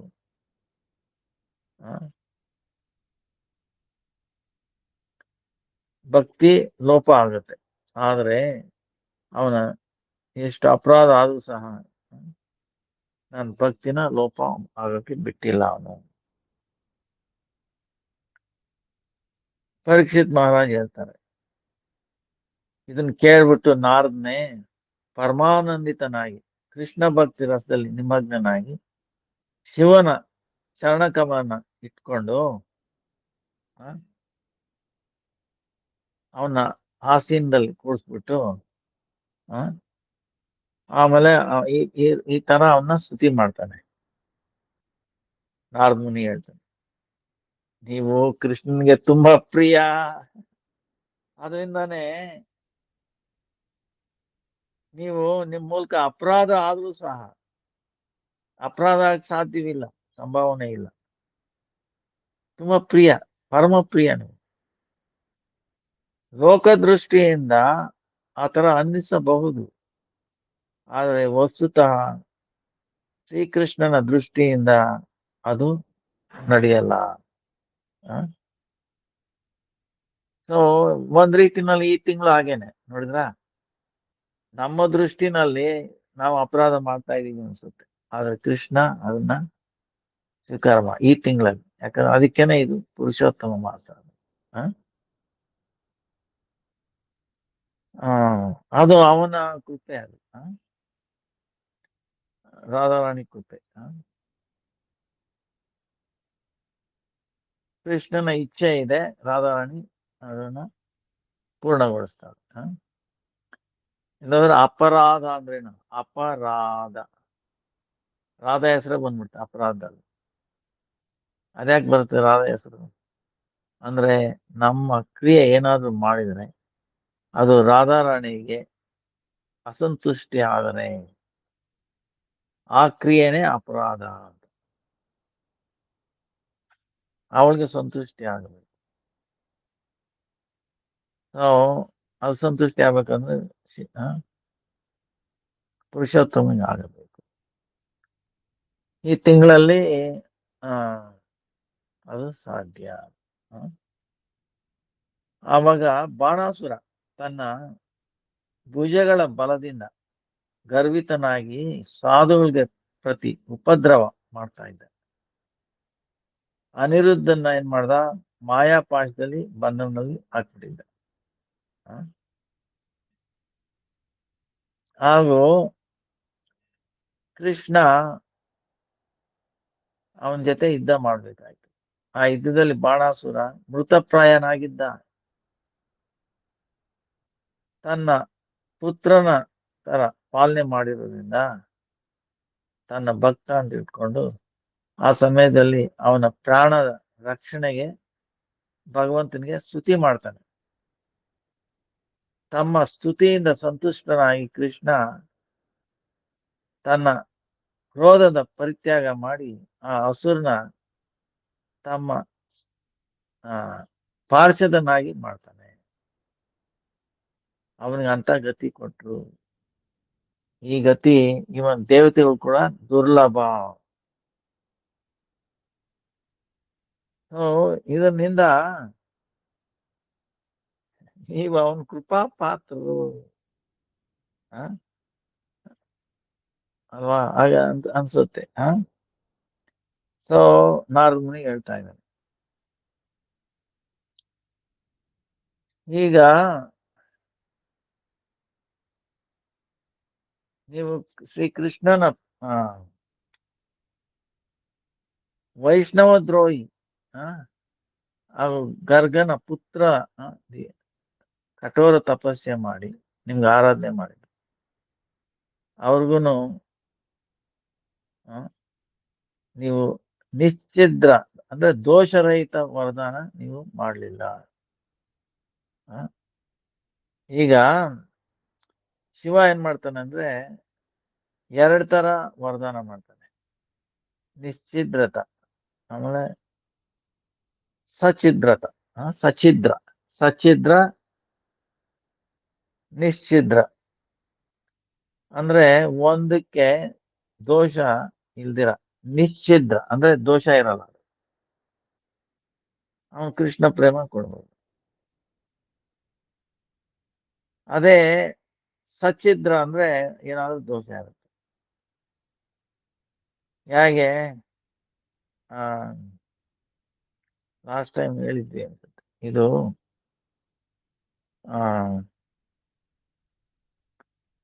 ರಾಕ್ಷಸರಿಗೆ ಆತರ ಕೊಟ್ಟಾಗ ಏನಾದ್ರೂ ಒಂದು ಲೂಪ್ ಹೋಲ್ ಇರುತ್ತೆ, ಬ್ಯಾಕ್ ಡೋರ್ ಲೂಪ್. ಸೊ ಅದು ಪೂರ್ವಕವಾಗಿರಲ್ಲ. ಈಗ ಜಯದ್ರಥನ್ ಕೊಟ್ಟ ಹಾಗೆ, ಜಯದ್ರಥ ಕಥೆ ಗೊತ್ತಿದೆಯಲ್ವಾ. ಒಂದ್ಸಾರಿ ಕಾಮ್ಯ ಒಂದಲ್ಲಿ ನಡೆಯೋದು. ಪಾಂಡವರು ವನವಾಸದಲ್ಲಿದ್ದಾರೆ. ಅಲ್ಲಿ ಅವ್ರು ವಾರ್ತಾಲಾಪ ಮಾಡ್ತಿದ್ದಾರೆ. ಜಯದ್ರಥ ಬಂದು ದ್ರೌಪದಿ ಹಿಡ್ಕೊಂಡು ಹೋಗ್ತಾರೆ. ಅವಳು ಕಿರಿಸ್ತಾ ಇದ್ದಾಳೆ, ರಕ್ಷಣೆ ಮಾಡಿ ಅಂತ. ನಾರದ ಮುನಿ ಕೇಳ್ಬಿಟ್ಟು ಹೇಳ್ತಾನೆ, ಪಾಂಡವರು ನೋಡಿ ಏನಾಗ್ತಾ ಇದೆ, ಜಯದ್ರಥ ಹಿಡ್ಕೊಂಡು ಓಡ್ತಾ ಇದ್ದಾನೆ, ನೀವು ಇಲ್ಲಿದ್ದೀರಾ. ಸೊ ಭೀಮ ಅರ್ಜುನ ಓಡೋಗಿ ಅವನ್ನ ಹಿಡಿತಾರೆ, ಹಿಡ್ಕೊಂಬಂದು ಸಾಯಿಸ್ಬೇಕು ಅಂತ ಇರ್ತಾರೆ. ಧರ್ಮರಾಜ್ ಹೇಳ್ತಾನೆ, ನೋಡಪ್ಪ ನೀನು ದ್ರೌಪದಿನ ಕೇಳಿ ಏನ್ ಮಾಡ್ಬೇಕು ಅಂತ. ಅವ್ರು ಹೇಳ್ತಾರೆ, ಇಲ್ಲ ಬಿಟ್ಬಿಡಿ, ಅವಳು ಮದುವೆ ಆಗಿರೋ ನಿನ್ ತಂಗಿನೇ, ಕೌರವರು. ಅವಳಿಗೆ ಅಷ್ಟು ಭಕ್ತಿ ಅವಳು ಬೇರೆ ಅನ್ಸಲ್ಲ ನೋಡಿ ಅಂತ ದ್ರೌಪದಿ ಬಿಟ್ಬಿಡಿ ಅಂತ. ಈಗ ಒಂದ್ ಇಕ್ಕಟ್ಟಿ ಸಿಕ್ಕಾಕೊಂಡ್ರು, ಶಬ್ದ ಮಾಡಿದಾರೆ ಸಾಯಿಸ್ಬೇಕು ಅಂತ, ಇವ್ರು ಹೇಳ್ತಾರೆ ಸಾಯಿಸ್ಬೇಡಿ ಅಂತಾರೆ. ಸೊ ಇದನ್ನ ಇಬ್ಬರನ್ನು ಸಂತುಷ್ಟಿ ಮಾಡೋದಿಕ್ಕೆ ಕೃಷ್ಣನ್ನ ಅನುಕೂಲವಾಗಿ ಅವನು ಹೇಳ್ತಾನೆ ಕೃಷ್ಣ, ನೋಡಪ್ಪ ಏನಾದ್ರು ಒಂದು ಇಬ್ಬರು ಸಂತುಷ್ಟರಾಗ್ಬೇಕು ಆ ತರ ಮಾಡು ಅಂತ. ಅದಕ್ಕೆ ಅವ್ರು ವಿಕಾರ ಮಾಡ್ಬಿಟ್ಟು ಆ ಇದನ್ನ ಮೀಸೆಲ್ಲ ತೆಗೆದು ಇದನ್ನ ಬಿಟ್ಬಿಟ್ಟು, ಸೊ ಈ ಇವರು ಬೇರೆ ಸಂಘದವ್ರು ಮಾಡ್ತಾರಲ್ಲ ಅದೆಲ್ಲ ಇದರಿಂದಾನೇ ಶುರುವಾಗಿರೋದು. ಸೊ ವಿಕಾರ ಮಾಡಿ ಅದು ಸಾಯಿಸಿದ ಸಮಾನನೇ, ಸಾಯಿಸಿಗಿಂತ ಜಾಸ್ತಿನೇ, ಆದ್ರೂ ಬದುಕಿದ್ದಾನೆ. ಆ ತರ ಆಯ್ತು. ಕೊನೆಗೆ ಕಾಡಿಗೆ ಹೋಗಿ ಶಿವನ ಆ, ತಪಸ್ಸೆ ಮಾಡಿ ಆಮೇಲೆ ಶಿವ ಹೊಲ್ದಿತಾನೆ, ಏನಪ್ಪ ನೀನು ಬೇಕು ಅಂತ. ಅರ್ಜುನ ಸಾಯಬೇಕು, ಇಲ್ಲಪ್ಪ ಕೃಷ್ಣ ಇರೋದಕ್ಕೆ ಸಾಧ್ಯವಿಲ್ಲ, ಇನ್ನೇನಾದ್ರು ಕೇಳು. ಆಯ್ತು, ಯಾರು ನನ್ನ ತಲೆನ ಬೀಳಿಸ್ಬಿಡ್ತಾರೋ ಅದು ಭೂಮಿಗೆ ಬಿದ್ರೆ ನಾನು ಬದುಕಬೇಕು, ನನ್ನ ಯಾರು ಸಾಯಿದ್ರು ಅವನು ಸಾಯಬೇಕು. ಅಂದ್ರೆ ಅರ್ಜುನ ಇವನ್ಗೆ ಸಾಯ್ತಿದ್ರೆ ಅರ್ಜುನ ಸಾಯ್ತಾನೆ, ಇವನಲ್ಲ. ನೋಡಿದ್ರೆ ಎಂತ ವರ ಕೇಳ್ತಾನೆ. ಸರಿ, ಶಿವ ಏನ್ ಮಾಡ್ತಾನೆ, ಆಯ್ತು ನಿನ್ನ ಇಚ್ಛೆ, ಆದ್ರೆ ನಿನ್ ತಲೆನ ನಿಮ್ ತಂದೆ ಏನಾದ್ರು ಬಿಸಾಕಿದ್ರೆ ನಿನ್ ಸಾವಾಗುತ್ತೆ ಅಂತ.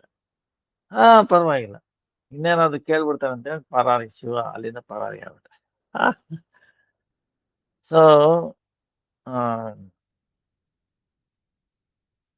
ಕೊನೆಗೇನಾಯ್ತು, ಆ ಜಯದ್ರಥ ಆ, ಇಂದ್ರನ ಕೃಷ್ಣ ಅರ್ಜುನ್ ಮಗನ್ನೇ ಸಾಯಿಸ್ಬಿಟ್ಟ. ಎಲ್ಲಾ ಮಹಾರಥರು ಸೇರ್ಕೊಂಡು ಸಾಯ್ತು. ಅದೇ ಯಾವತ್ತೇ ಕಲಿಯುಗ ಶುರುವಾಯ್ತು ಅಂತಾನು ಹೇಳ್ತಾರೆ. ಕೊನೆಗೆ ಅವನು ಶಬ್ದ ಮಾಡ್ತಾನೆ, ಜಯದ್ರಥನ ಸೂರ್ಯ ಅಸ್ತ ಆಗೋಷ್ಟ್ರಲ್ಲಿ ನಾನು ಸಾಯಿಸ್ಬಿಡ್ತೀನಿ ಅಂತ. ಎಲ್ರು ಕೇಳಿಸ್ಕೊಳ್ತಾರೆ. ಸೊ ಕೊನೆಗೆ ಅವನ್ನ ಬಚ್ಚಿಟ್ಬಿಡ್ತಾರೆ. ಕೊನೆಗೆ ಸೂರ್ಯಾಸ್ತ ಆಗ್ತಾ ಬರುತ್ತೆ. ಸೊ ಅರ್ಜುನ ಬೆಂಕಿ ಹಾಕಿ ನಿಂತ್ಕೊಳ್ತಾನೆ ಬೀಳ್ಬೇಕಂತ. ಅದ್ ನೋಡಿ ಸಂತೋಷ ಆಗ್ಬಿಡುತ್ತೆ ಕೌರವ್ರಿಗೆ. ಅಯ್ಯೋ ನೋಡ್ರಿ, ಅರ್ಜುನ ಸತ್ತೋಗ್ಬಿಡ್ತಾನೆ, ಇನ್ನೇನೋ ಅವ್ನ್ ಸತ್ತೋದ್ರು ಪಾಂಡವರು ಹೋದಾಗೆ, ನಾವು ಗೆದ್ದು ಬಿಟ್ವಿ, ಸೆಲೆಬ್ರೇಟ್ ಮಾಡೋಣ, ಆಚರಣೆ ಮಾಡೋಣ, ಗೆದ್ದು ಬಿಟ್ಟಿದೀವಿ ಅಂತ ಹೇಳಿ ಜಯದ್ರಥನೂ ಕರೀತಾರೆ. ನೋಡಯ್ಯ ನೀನೇ ಕಾರಣ, ನೋಡು ಬಾ ಅರ್ಜುನ ಯಾಕೆ ಸಾಯ್ತಾನೆ, ನೋಡು ನೋಡು ಕಣ್ಬಿಟ್ಟು ನೋಡು. ಅವನು ಉದ್ದ ಇರ್ತಾನೆ, ಅವನ್ ಬಂದ ತಕ್ಷಣ ಅಲ್ಲಿ ಏನಾಗುತ್ತೆ, ತಿರುಗಿ ಸೂರ್ಯ ಕಾಣಿಸ್ಬಿಡ್ತಾನೆ. ಸೊ ಕೃಷ್ಣ ಹೇಳ್ತಾನೆ, ನೋಡಪ್ಪ ಸೂರ್ಯ ಅಸ್ತ ಆಗಿಲ್ಲ, ಅವನು ಬಾಣ ಹಾಕು. ಯಾವ ತರ ಆಗ್ಬೇಕಂದ್ರೆ ಅವನ್ ತಲೆ ಕಡಿಬೇಕು, ಹೋಗಿ ಹೋಗಿ ಹೋಗಿ ಅವನ್ ತಂದೆ ಆ ಇದ್ರ ಮೇಲೆ ಬೀಳ್ಬೇಕು,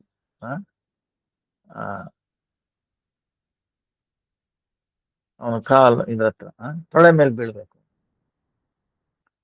ಸರಿ, ಅರ್ಜುನ ಹಾಗೆ ಮಾಡ್ತಾನೆ, ಅವನು ಎಕ್ಸ್ಪರ್ಟ್ ಟಕ್ಕನ. ಸೊ ಆ ಸಮಯದಲ್ಲಿ ಸಂಧ್ಯೆ ಆಗ್ತಾ ಇರ್ತಲ್ವಾ, ಆವಾಗ ಗಾಯತ್ರಿ ಮಂತ್ರ ಕೂತಿರ್ತಾನೆ ತಂದೆ, ಜಯದ್ರಥನ್ ತಂದೆ. ಬಿದ್ದು ಬಿಡುತ್ತೆ. ಅವನ್ ಯಾಗಿದ್ರು ಅವನು ಒಬ್ಬ ರಾಕ್ಷಸನ. ಸೊ ಅವನಿಗೆ ಪ್ರೇರಣೆ ಕೊಡಲ್ ಭಗವಂತ, ಏನ್ ಬಿತ್ತು ಏನಂತ. ಈಗ ಅನ್ಕೊಂಡು ಬಿಸಾಕ್ಬಿಡ್ತಾನೆ, ಏನೋ ಬಿತ್ತು ಅಂತ. ಆಮೇಲೆ ಏನ್ ಬಿಸಾಕ್ದೆ ಅಂತ ಹೋಗಿ ನೋಡ್ತಾನೆ, ತನ್ನ ಮಗನ ಶಿರ. ನನ್ ಮಗ ಅಂತೇಳಿ ಇಬ್ರು ಸಾಯ್ತು. ಸೊ ಇದು ಏನಂದ್ರೆ ಸಚಿತ್ರ. ಅಂದ್ರೆ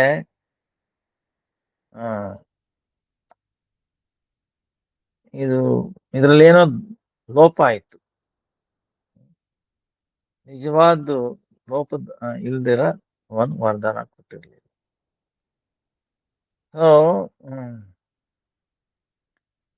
ಅದಕ್ಕೇನೆ ಚಿತ್ರಕೇತು ನಿನ್ನ ನಿಂದನೆ ಮಾಡಿದ್ರು ಸಹ ಅವನ ಬಗ್ಗೆ ನೀನು ಕ್ರೋಧ ಮಾಡಲಿಲ್ಲ. ಯಾಕಂದ್ರೆ ಭಗವಂತ ಶ್ರೀ ಹರಿಯ ಅಂಶಾವತಾರ ಶ್ರೀ ಸಂಕರ್ಷಣ ಆಶ್ರಯ ಪಡ್ಕೊಂಡಿದ್ದಾರೆ. ಸೊ ನಿಮ್ಮ ಮಹಿಮೆ ಬಗ್ಗೆ ಅವನಿಗೆ ತಿಳ್ಕೊಂಡಿರ್ಲಿಲ್ಲ. ಸೊ ಹೀಗೆ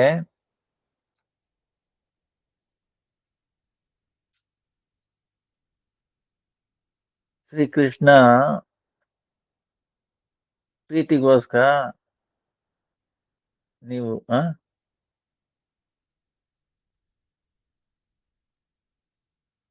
ಆ,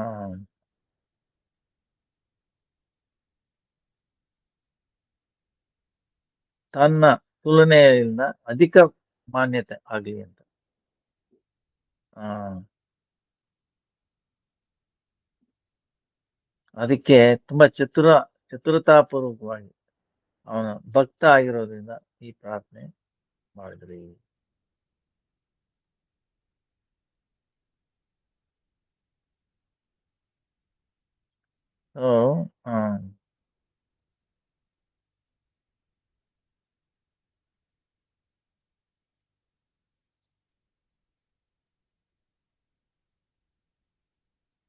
ಸೊ ಇದು ಶಿವ ಪ್ರಾರ್ಥನೆ ಮಾಡ್ತಾನೆ, ಇದಕ್ಕೆ ಹೇಳ್ತಾನೆ ನಾರದಮುನಿ, ಇದು ನೀವು ಮಾಡಿದೇನಂದ್ರೆ ಭಗವಂತನ ಕೃಷ್ಣನ ಪ್ರೀತಿಗೋಸ್ಕರ ಈ ತರ ಮಾಡಿರೋದು. ಸೊ ಆದ್ರಿಂದ ನೀವು ಯಾವ ರೀತಿನೋ ಹಾಗೇನೆ ಭಗವತಿ ದುರ್ಗಾದೇವಿ ಕೂಡ ಬ್ರಹ್ಮನಿಗೆ, ದೇವತೆಗಳಿಗೆಲ್ಲ ಅವರ ಪ್ರಾರ್ಥನೆಯ ಮುಕ್ತಿದಾನ ಕೊಡೋ ಅಧಿಕಾರನು ಭಗವಂತ ಕೊಟ್ಟಿದ್ದಾನೆ.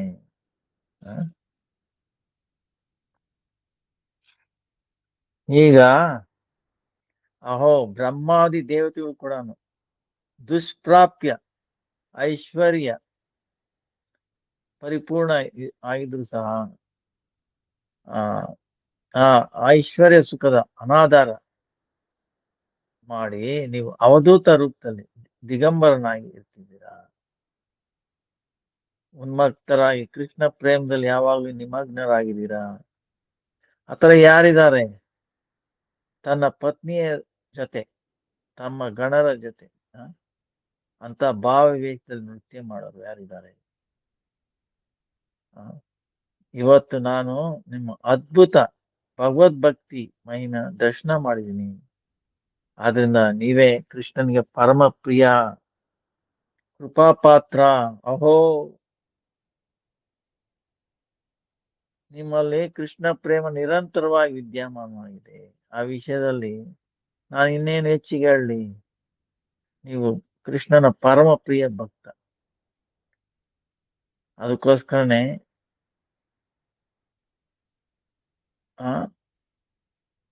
ನಿಮ್ಮ ಕೃಪೆಯಿಂದ ಅನೇಕ ವ್ಯಕ್ತಿಗಳು ಕೃಷ್ಣ ಪ್ರೇಮನ ಪ್ರಾಪ್ತಿ ಮಾಡ್ಕೊಂಡಿದ್ದಾರೆ. ತಮ್ಮ ಪತ್ನಿ ಶ್ರೀ ಪಾರ್ವತಿ ಕೃಪೆಯಿಂದನು ಎಲ್ಲ ಸುಮಾರು ವ್ಯಕ್ತಿಗಳು ಶ್ರೀಕೃಷ್ಣ ಪ್ರೇಮನ ಪ್ರಾಪ್ತಿ ಪಡ್ಕೊಂಡಿದ್ದಾರೆ. ಶ್ರೀ ಪಾರ್ವತಿ ಕೂಡ ನಿಮ್ ತರಾನೇ ಕೃಷ್ಣನ ತತ್ವನ ತಿಳ್ಕೊಂಡಿದ್ದಾರೆ. ಅಂಬಿಕಾದೇವಿ ಕೃಷ್ಣನ ತಂಗಿ ಸಮಾನನೇ, ಸ್ನೇಹ ಪಾತ್ರ. ಆದ್ರಿಂದಾನೇ ನೀವು ಆತ್ಮಾರಾಮ ಆದ್ರೂ ಸಹ ಅವಳನ್ನ ಪಕ್ಷ ಸ್ವೀಕಾರ ಮಾಡಿದ್ದೀರಾ. ಈಗ ಹೇಳ್ಬೋದು ಯಶೋಧ ಗರ್ಭದಿಂದ ಉತ್ಪನ್ನ ಆಗಿರೋ ಯೋಗಮಾಯ ನೆನಪಿದ್ಯಾ? ಶ್ರೀ ಅಂಬಿಕಾದೇವಿಯ ಜೊತೆಗೆ ಅಭೇದ ಆಗಿರೋದ್ರಿಂದ ಅವಳ ಯೋಗಮಾಯ ಯಶೋಧಮಾಯಿಂದ ಉತ್ಪನ್ನ ಆಗಿದ್ದು. ಆ ಯೋಗಮಾಯನೇ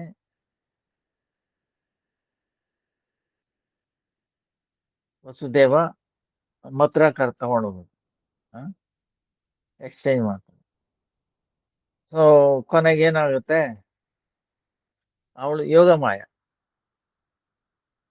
ಕಂಸ ವಸುದೇವ ದೇವಕಿಗೆ ಯೋಗಮಾಯ.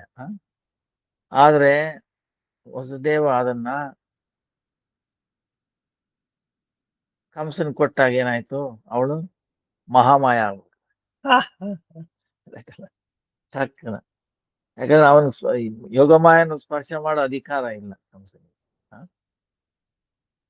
ಮಹಾಮಾಯ ಆಗ್ಬಿಟ್ಟು ಅಷ್ಟ ರೂಪದಲ್ಲಿ ಪ್ರಕಟ ಆಗ್ತದೆ ಅಂಬಿಕಾ. ಸೊ ಯೋಗಮಾಯಿಂದ ಬೇರೆ ಅಲ್ಲ, ಅವನ ಛಾಯ. ಹ್ಮ್ ಆ ರೀತಿನಲ್ಲಿ ಹೇಳ್ತಾ ಇದ್ದಾರೆ. ನೀನು ಪಾರ್ವತಿ ಕೃಷ್ಣನ ತಂಗಿನು ಸಮಾನ.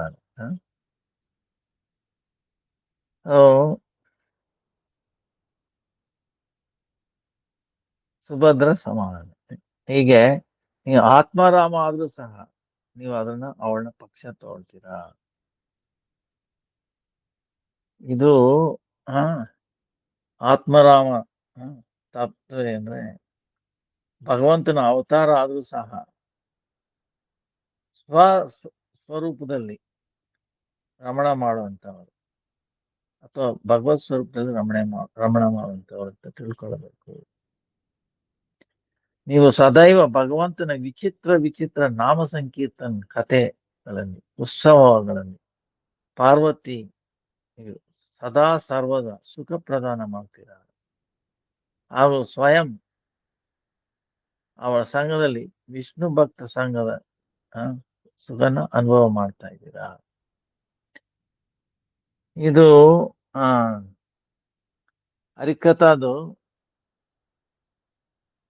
ಒಂದು ಮಹಿಮೆ, ಭಗವಂತನ ಸ್ವರೂಪ ಮಹಿಮೆ. ಅದಕ್ಕೆ ಶಿವ ಯಾವಾಗಲೂ ಹರಿಕಥಾ ಹೇಳ್ತಾ ಇರ್ತಾನೆ. ಅವನು ಕೆಲವು ಸಮಯ ಪಾರ್ವತಿ ದಕ್ಷ ಪುತ್ರಿ, ಪಾರ್ವತಿ ಮುಂಚೆ ದಕ್ಷ ಪುತ್ರಿ. ಸೊ ದಕ್ಷಾಯಣಿ ಆ ರೂಪದಲ್ಲಿದ್ದಾಗ ಸ್ವಲ್ಪ ತೊಂದರೆ ಆಗುತ್ತೆ.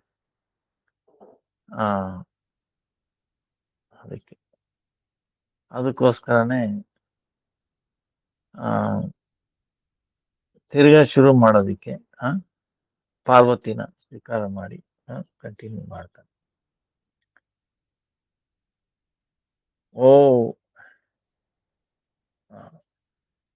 ಪರೀಕ್ಷಿತ ಹೇಳ್ತಾನೆ, ಓ ಮಾತಾ, ಇದು ನೆನಪಿದೆಯಲ್ಲ, ಪರೀಕ್ಷಿತ್ ಮಹಾರಾಜ್ ತನ್ನ ತಾಯಿ ಉತ್ತರಾಗೆ ಭಾಗವತ ಸಾರಾಂಶ ಹೇಳ್ತಾರೆ. ಅದಕ್ಕೆ ಇದು ಭಾಗವತಾಮೃತ ಅಮೃತ ಓ ಮಾತೆ. ಆವಾಗ ವೈಷ್ಣವ ಶ್ರೇಷ್ಠ ಮಹೇಶ್ವರ ತನ್ನ ಪ್ರಶಂಸನ ಕೇಳ್ಬಿಟ್ಟು ಲಜ್ಜೆಯಿಂದ ತನ್ನ ತಲೆಯನ್ನು ಬಗ್ಗಿಸ್ಬಿಟ್ಟು ನಾರದರಿಗೆ ಹೇಳ್ತಾನೆ,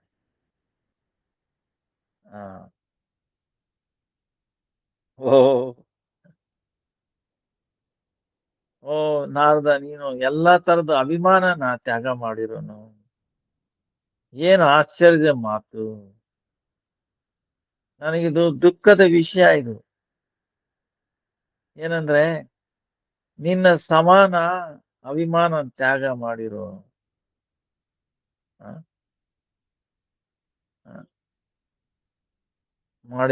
ಈಶ್ವರ ಶ್ರೀಕೃಷ್ಣ. ಅಂದ್ರೆ ಕೃಷ್ಣ ಏನು, ನಾರದ ಮುನಿತರ ಅಭಿಮಾನ ಎಲ್ಲ ನಾನು ನಂದು ಇದನ್ನೆಲ್ಲ ತ್ಯಾಗ ಮಾಡಿರೋರಿಗೆ ಈಶ್ವರ ಅವನು. ನಾನು ಎಲ್ಲಿ ನನ್ನ ಅವನ್ನ ಮುಂದೆ ಅಂತ ಹೇಳ್ತಾ, ಎಲ್ಲಿ ನಾನೆಲ್ಲಿ ನಾನು ಅಭಿಮಾನದಿಂದ ತುಂಬಿಕೊಂಡಿದ್ದೀನಿ, ಎಲ್ಲ ತರದ ಅಭಿಮಾನ ತುಂಬಿಕೊಂಡಿದ್ದೀನಿ.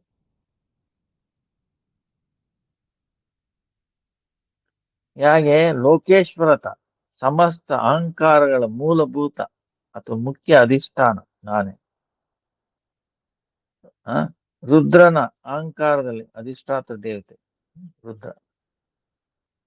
ಅದರಿಂದ ಎಲ್ಲ ಜೀವಿಗಳ ಎಲ್ಲ ಅಭಿಮಾನ ಅಂದ್ರೆ ಧನ, ಜನ, ಐಶ್ವರ್ಯ, ಮದ, ಇದಕ್ಕೆಲ್ಲ ಮೂಲ ಯಾರು? ಆದ್ರೆ ಇದನ್ನೆಲ್ಲಾನು ಅಭಿಮಾನ ತ್ಯಾಗ ನೀನು ನಿಮ್ಮಂತವರಿಗೆ ಪ್ರಭು ಶ್ರೀಕೃಷ್ಣ ಎಲ್ಲಿ? ಸೊ ಆದ್ರಿಂದ ಕೃಷ್ಣನ ಜೊತೆ ಅಂತ ಸಂಬಂಧ ಲೇಷ ಮಾತ್ರವನ್ನು ಸಾಧ್ಯವಿಲ್ಲ. ನಾನು ಲೋಕದ ಈಶ್ವರ, ಜ್ಞಾನದಾತ, ಜ್ಞಾನಿ, ಮುಕ್ತ, ಮುಕ್ತಿದಾತ, ಭಕ್ತ, ವಿಷ್ಣು ಭಕ್ತಿ ಪ್ರದಾತ, ಈ ತರ ಎಲ್ಲಾ ಪ್ರಕಾರದ ಅಹಂಕಾರದಿಂದ ತುಂಬಿಕೊಂಡಿರುವಂತವನು. ಪ್ರಳಯ ಕಾಲದಲ್ಲಿ ಎಲ್ಲನೂ ನುಂಗುವಂತ ಘೋರ ಮಹಾಕಾಲ ಉಪಸ್ಥಿತವಾದಾಗ ಆ ಸಮಯದಲ್ಲಿ ಸಮಸ್ತ ಜಗತ್ತಿನ ಸಂಹಾರ ಮಾಡೋ ಆ ತಾಮಸ ಕಾರ್ಯ ಕೂಡ ನನ್ನಿಂದಾನೇ ನಡೆಯುತ್ತೆ. ಅದನ್ನೆಲ್ಲ ನಾನು ಸ್ಮರಣೆ ಮಾಡಿದಾಗ ನನಗೆ ಲಜ್ಜೆ ಆಗುತ್ತದೆ. ಈಗ ಈ ಸಮಸ್ತ ಜಗತ್ತಿನ ಸಂಹಾರ ಮಾಡ್ಬೇಕಾದ್ರೆ ನೀವು ಸಾತ್ವಿಕದಿಂದ ಮಾಡಕ್ಕಾಗಲ್ಲ, ತಾಮಸದಿಂದನೇ ಇರ್ಬೇಕು. ಆದ್ರೆ ತಾಮಸ ಗುಣ ಇದೆ ಅಂತ ನೀವು ಹೇಳಕ್ಕಾಗಲ್ಲ. ಈಗ ಪ್ರಾಣಿ ಹಿಂಸೆ ಮಾಡ್ತಾರೆ ಇಲ್ಲಿ, ಸಾತ್ವಿಕತೆ ಇದ್ರೆ ಎಲ್ಲಿ ಮಾಡಕ್ಕಾಗುತ್ತೆ? ತಾಮಸಿಕ ಅಂದ್ರೆ ಏನು? ಅವ್ರಿಗೆ ಅಜ್ಞಾನದಲ್ಲಿ ತುಂಬಿರ್ತಾರೆ.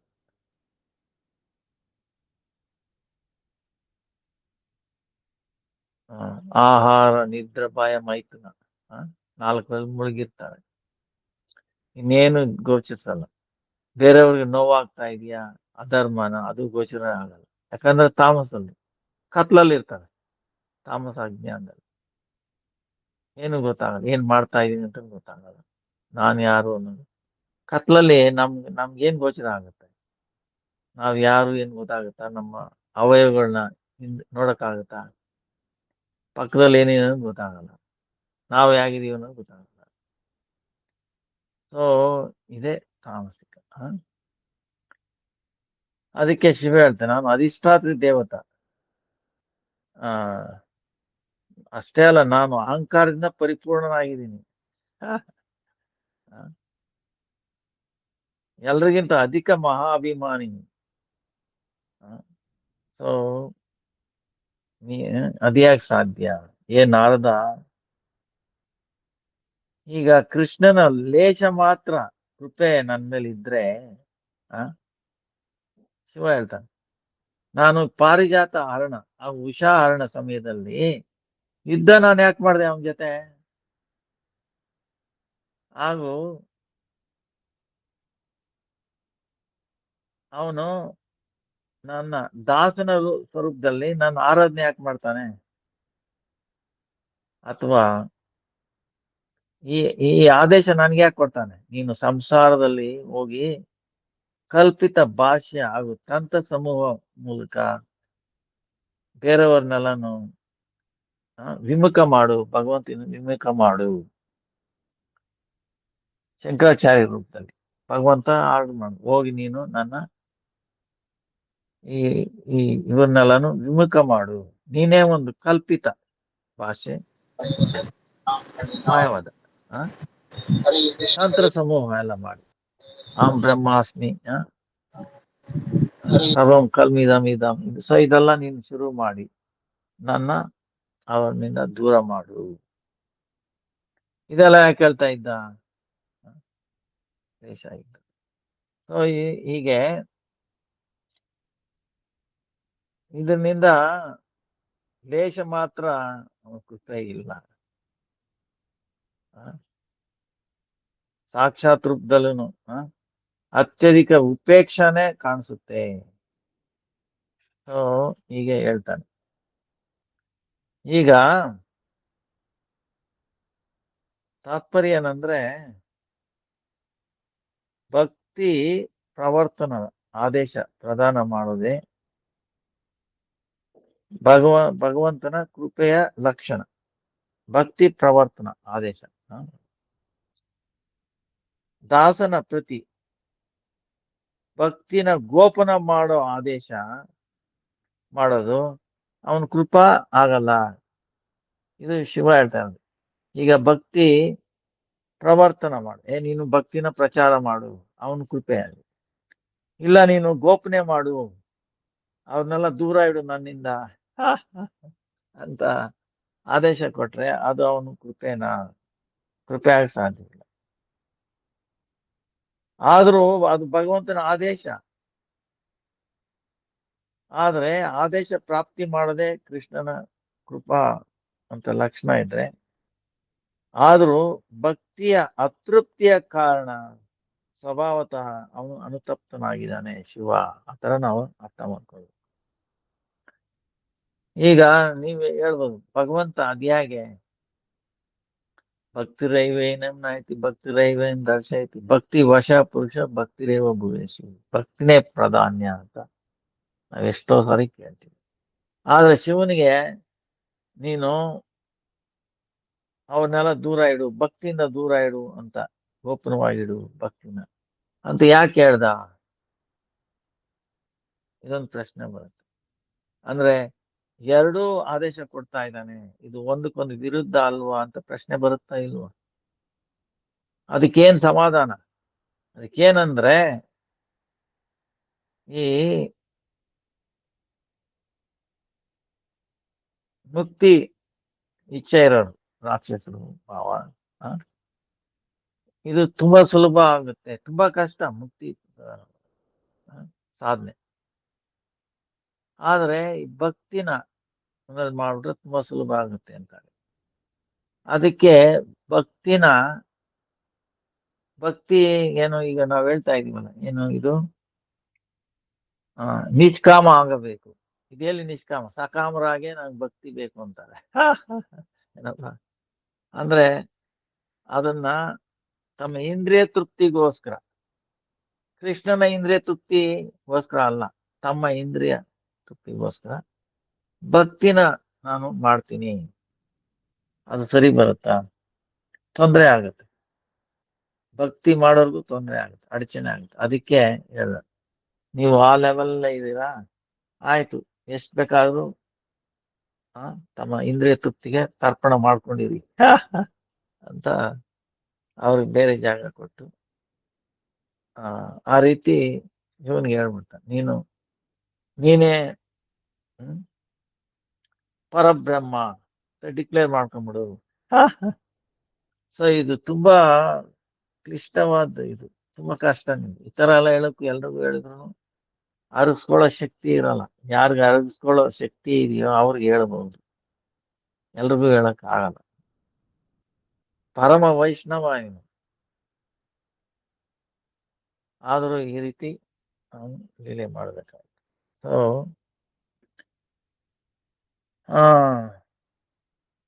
ಓ ನಾರದ, ನೀನು ನಮ್ಮ ಇಬ್ಬರನ್ನು, ನನಗೆ ಆಮೇಲೆ ಪಾರ್ವತಿಗೂ ಮುಕ್ತಿದಾತ ಅಂತ ಹೇಳ್ಬಿಟ್ಟು ಪ್ರಸನ್ನತಾ ಪೂರ್ವಕ ನಮ್ಮನ್ನ ಪ್ರಶಂಸೆ ಮಾಡಿದೀಯ. ಆ ಮುಕ್ತಿ ಅತಿ ಕಷ್ಟಪ್ರದ ಹಾಗೂ ಭಕ್ತಿ ವಿರೋಧಿ. ಆದ್ರಿಂದಾನೆ ಮುಕ್ತಿಯ ಮಾತು ಹೆಸರು ಕೇಳಿರೋ ಸಾಕು ಭಕ್ತರ ಕಿವಿಯಲ್ಲಿ ದುಃಖ ಪ್ರದಾನ ಮಾಡುತ್ತೆ. ಅದಕ್ಕೆ ಚೈತನ್ಯ ಚರಿತಾಮೃತದಲ್ಲೂ ಬರುತ್ತಲ್ಲ, ಸಾರ್ವಭೌಮ ಭಟ್ಟಾಚಾರ್ಯ ಭಕ್ತಿ ಮುಕ್ತಿ ಪದ ಅನ್ನೋವಲ್ಲ, ಭಕ್ತಿ ಪದ ಚೈತನ್ಯ ಮಹಾಪ್ರಭು ಒಪ್ಪಲಿಲ್ಲ. ಸೊ ಅದು ನೋವುಂಟು ಮಾಡುತ್ತೆ. ಮುಕ್ತಿ ಒಂದು ವರ್ಡೇ ನಮ್ಮನ್ನ, ಯಾಕಂದ್ರೆ ಮುಕ್ತಿ ಏನ್ ಮಾಡುತ್ತೆ, ನಮ್ಮ ಸೇವೆ ಭಾವನೆಯಿಂದ ದೂರ ಮಾಡುತ್ತೆ, ಸೇವೆ ಆಕಾಂಕ್ಷೆಯಿಂದ ದೂರ ಮಾಡುತ್ತೆ. ಸೊ ಅದು ವಿಷ, ಅದು ವಿಷ. ನಾವು ಭಕ್ತರ ಇದ್ರಲ್ಲಿ ಎಲ್ಲಾನು ನಾವು ಸೇವೆನೆ. ತಿಲಕ ಸೇವಾ ಸಾಮಾನ್ಯ ಅಂತ ತಿಳ್ಕೊಳ್ಬೇಡಿ, ತಿಲಕ ಸೇವಾ. ಆಮೇಲೆ ಪ್ರಸಾದ ಸೇವಾ, ಪ್ರಸಾದ ತಿನ್ನೋದಲ್ಲ, ಪ್ರಸಾದ ಅನ್ನೋದು ಭಗವಂತನ ಪ್ರಸಾದ, ಆನಂದ ಜನ, ಸಾಮರಸ್ಯ ಪ್ರಧಾನ, ದರ್ಶನಾತ್ ಪರಿತಾಪ, ಪ್ರಭುವಿನ ಸಾಕ್ಷಾತ್ ದರ್ಶನ. ಭಗವಂತ ನಾವು ತಿಂತೀವೇನ? ತಪ್ಪಾಗ್ತಾ ಇಲ್ವಾ? ಅಪರಾಧ ಆಗುತ್ತೆ. ಸೇವೆ, ನಾವೇನೇ ಮಾಡ್ಲಿ ಸೇವೆ ತುಂಬಾ ಕ್ಲಿಷ್ಟವಾದ್ದು. ಆದ್ರಿಂದ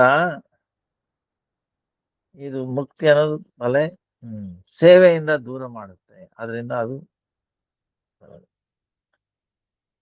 ಅತೇವ ಶ್ರೀಕೃಷ್ಣನ ಪಾರ್ಶ್ವದಲ್ಲಿ ಶ್ರೇಷ್ಠ ಶ್ರೀ ನಾರದ, ನೀನು ನನ್ನ ಕೃಷ್ಣನ ಕೃಪಾಪಾತ್ರ ಅಂತ ತಿಳ್ಕೊಳ್ಬೇಡಯ್ಯ. ವೈಕುಂಠದಲ್ಲಿ ವಾಸ ಮಾಡೋ ಭಕ್ತರನ್ನೇ ಅವನಿಗೆ ಸರ್ವಶ್ರೇಷ್ಠ ಕೃಪೆಗೆ ಪಾತ್ರ. ನೋಡಿ, ಶಿವ ಹೇಳ್ತಾನೆ ವೈಕುಂಠದಲ್ಲಿ ಇರೋನೆ ಪಾತ್ರ. ಸೊ ಈಗ ಎಲ್ಲಾನು ಈ ಅರ್ಥದ ಆಸೆಯಿಂದ ಆ, ಆ, ಆ, ಅರ್ಥದ ಅರ್ಥನ ತೃಣಕ್ಕೆ ಸಮಾನ ತ್ಯಾಗ ಮಾಡಿ ಕೇವಲ ಭಕ್ತಿ ಭಾವದಲ್ಲಿ ತಮ್ಮ ಪ್ರಿಯ ಶ್ರೀ ಹರಿನ ಆರಾಧನೆ ಮಾಡ್ತಾರೋ ಹಾಗೂ ಎಲ್ಲ ಆರಾಧನೆ ಪ್ರಭಾವದಿಂದ ಅನುಸಂಗಿಕ ರೂಪದಲ್ಲಿ ಸರ್ವಾರ್ಥ ಸಿದ್ಧಿ ಪ್ರಾರ್ಥನೆ ಪ್ರಾಪ್ತಿ ಆಗುತ್ತದೋ ಆ, ಅದರಿಂದಾನೇ ಅದನ್ನ ಮಾಡಕ್ಬಾರ್ದು ಅಂದ್ರೆ ವೈಕುಂಠವಾಸಿ ಯಾವ ತರ ಇದ್ದಾನೆ ಅಂತ ನೋಡಿ, ವೈಕುಂಠದ ಬಗ್ಗೆ ಹೇಳ್ತಾ ಇದ್ದಾರೆ. ಯಾರು ವೈಕುಂಠವಾಸಿ ಭಕ್ತ ತನ್ನ ಭಕ್ತಿ ದ್ವಾರ ಕೃಷ್ಣನಿಗೆ ಶ್ರೇಷ್ಠ ಕೃಪೆಗೆ ಪಾತ್ರ ಆಗಿದ್ದಾನೆ. ಯಾಕಂದ್ರೆ ಆ ಕಮಲ ಅಂದ್ರೆ ಆ ವೈಷ್ಣವವಾಸಿ ಆ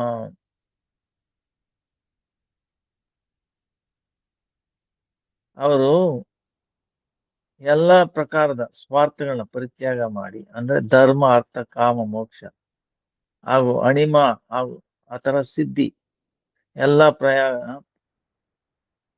ರೂಪದ ಪ್ರಯೋಜನ ಸಿದ್ಧಿ ಸ್ವರೂಪ ವೈಕುಂಠದಲ್ಲಿ ಸಂಪೂರ್ಣ ಐಶ್ವರ್ಯ ಕೂಡ ತೃಣ ಸಮಾನ ಅಂತ ತ್ಯಾಗ ಮಾಡ್ತಾರೆ. ಅವರೇ ಭಗವತ್ ಆರಾಧನೆ ಪ್ರಭಾವದಿಂದ ಅನುಸಂಗಿಕ ರೂಪದಲ್ಲಿ ಸ್ವಯಂ ಉಪಸ್ಥಿತ ಅಷ್ಟಸಿದ್ಧಿಗಳನ್ನು ಕೂಡ ತಮ್ಮ ನೇತ್ರ ಕಟಾಕ್ಷ ದ್ವಾರ ಕೂಡ ಆಧಾರ ಮಾಡಲಾರದು. ಸೊ ಅವರು ಅದನ್ನ ಸ್ವೀಕಾರ ಮಾಡಲ್ಲ. ಅವರು ಎಲ್ಲ ಪ್ರಕಾರದ ಅಭಿಮಾನ ಸರ್ವತ ಪರಿತ್ಯಾಗ ಮಾಡಿ ವೈಕುಂಠ ಪದನ ಪ್ರಾಪ್ತಿ ಮಾಡ್ಕೊಂಡಿದ್ದಾರೆ. ಅಲ್ಲಿ ಯಾವುದೇ ರೀತಿಯ ಭಯ ಇಲ್ಲ.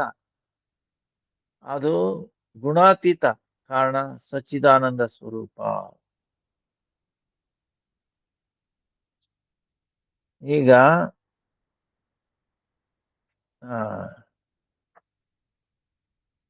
ಆ ವೈಕುಂಠ ಲೋಕದಲ್ಲಿ ಯಾರು ವಾಸ ಇದ್ದಾರೋ ಅವರು ಸಚ್ಚಿದಾನಂದ ದೇಹ ಇದೆ. ಆ ಸ್ಥಾನದಲ್ಲಿ ಇದ್ದು ಸಚ್ಚಿದಾನಂದಮಯ ಪರಮ ವೈಭವ ಸ್ವರೂಪ ಶ್ರೀ ಹರಿಗೆ ಸಮಾನ ಐಶ್ವರ್ಯ ಪ್ರಾಪ್ತಿ ಆದ್ರೂ ಸಹ ಅದನ್ನ ಅವರು ಆದರ ಮಾಡೋದಿಲ್ಲ.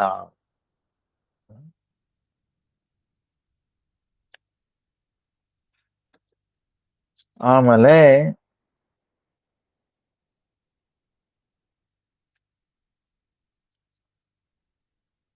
ಅಲ್ಲಿ ವೈಕುಂಠ ವಾಸಿ ಕೇವಲ ಭಗವಂತನ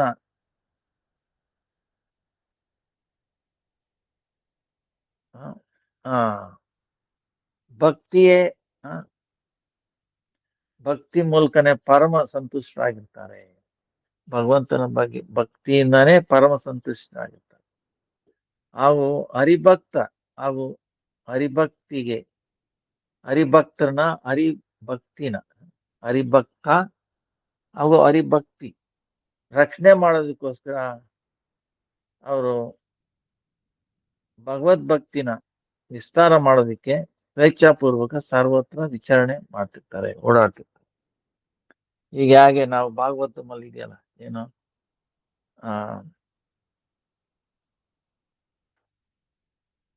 ಅಜಾಮಿಲ ಅಜಾಮಿಲ್ನ ರಕ್ಷಣೆ ಮಾಡಿದ್ರೆ ವಿಷ್ಣುದೂತರು ಬಂದು ನೋಡು ಯಮದೂತರಿಗೆ ಹೇಳ್ತಾರೆ, ಏನು ಅನ್ಯಾಯ ಮಾಡ್ತಾ ಇದೀರಯ್ಯ, ನಿಮ್ಗೆ ಧರ್ಮ ಅಧರ್ಮ ಅಂದ್ರೆ ಏನು ವಿವೇಕ ಇದೆಯಾ? ಇವನು ನಿಷ್ಪಾಪ ಆದ್ರೂ ಅವನ್ನ ಶಿಕ್ಷೆ ಕೊಡಕ್ ಕರ್ಕೊಂಡು ಹೋಗ್ತಾ ಇದ್ರು. ಇದು ಸರಿ ಇಲ್ಲ. ಅದ್ಯಾಗೆ ನೋಡಿ, ಅವನು ನಾಮ ಅಭಾಸದಿಂದ ನಾರಾಯಣ ಅಂತ ಕರೆದ. ನಾಮಾಭಾಸ ಆಯ್ತು. ನಾಮ ಅಭಾಸದಿಂದನೇ ಅವನ ಜನ್ಮ ಜನ್ಮಾಂತರದ ಎಲ್ಲ ಪಾಪಗಳು ನಷ್ಟ ಆಗ್ಬಿಟ್ಟಿದೆ.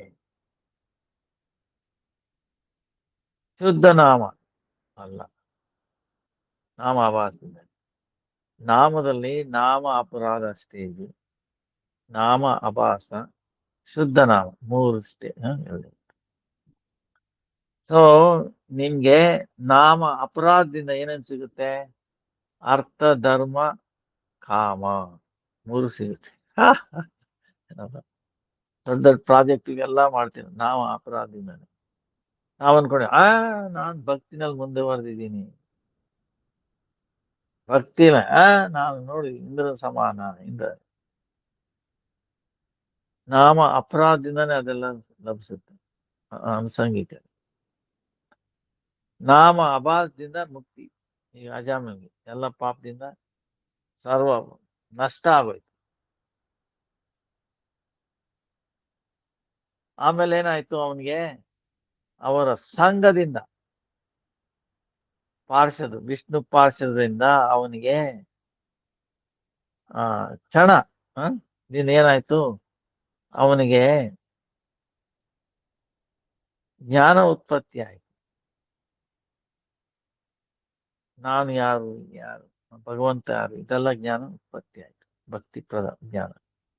ಅದರಿಂದ ಏನಾಯ್ತು? ಅವನಿಗೆ ಭಕ್ತಿನೇ ಮಾಡಬೇಕು ಅನ್ನೋ ಒಂದು ವಿವೇಕನು ಉತ್ಪತ್ತಿ ಆಯ್ತು. ಆಮೇಲೆ ಈ ನಾವು ಈ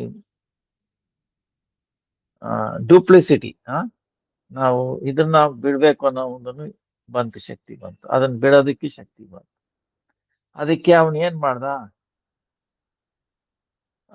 ಆಮೇಲೆ ತಿಳುವಳಿಕೆ ಬಂತು, ನಾನು ಯಾರು, ನಾನು ಸ್ವತಂತ್ರ ಅಲ್ಲ, ಭಕ್ತಿಯೇ ಪ್ರಧಾನ ಅಂತೇಳಿ ಅವನು ಎಲ್ಲ ತ್ಯಾಗ ಮಾಡೋದಕ್ಕೆ ಶಕ್ತಿ ಬಂತ.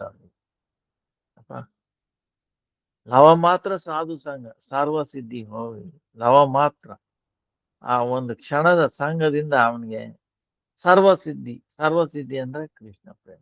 ಕೃಷ್ಣ ಪ್ರೇಮ ಅಂದ್ರೇನು? ಇದೆಲ್ಲಾನು ಜ್ಞಾನ, ಆಮೇಲೆ ಒಂದು ಭಕ್ತಿ ಮಾಡ್ಬೇಕು ಅನ್ನೋ ಒಂದು ಇಚ್ಛೆ.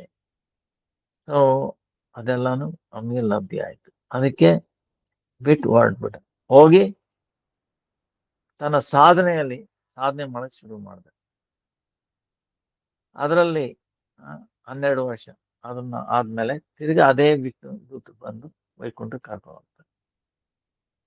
ಸೊ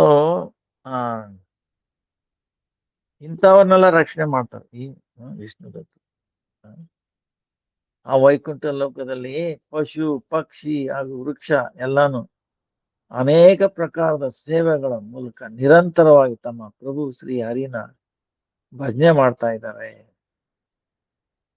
ಆತರ ಅನ್ಸುತ್ತೆ. ಆ ಯೋನಿಗಳಲ್ಲಿ ಧಾರಣೆ ಇದ್ದು ಕೂಡ ಅವರು ಮುಕ್ತ ಪುರುಷರ ಉಪಹಾಸ ಮಾಡ್ತಿದ್ದಾರೆ ಅನ್ಸುತ್ತೆ. ಯಾಕಂದ್ರೆ ಯಾರ ಚರಣ ಕಮಲಗಳಲ್ಲಿ ಲಕ್ಷ್ಮಿ ಸದೈವ ಪ್ರೇಮದಿಂದ ಸೇವೆ ಮಾಡ್ತಿದ್ದಾಳೋ ಅಂತ ಭಗವಂತನ ಸಾಕ್ಷಾತ್ ದರ್ಶನ ಅವ್ರಿಗೆ ಸಿಕ್ಕಿದೆ, ವಿಹಾರ ಮಾಡ್ತಿದ್ದಾರೆ. ಅಹೋ ಶ್ರೀಕೃಷ್ಣನ ಅಂತ ಕರುಣ ವೈಕುಂಠ ಲೋಕವಾಸಿಗಳ ಮೇಲೆ ನಿರಂತರವಾಗಿ ಸುರಿತಾ ಇರುತ್ತೆ. ಅಂತ ಕರುಣ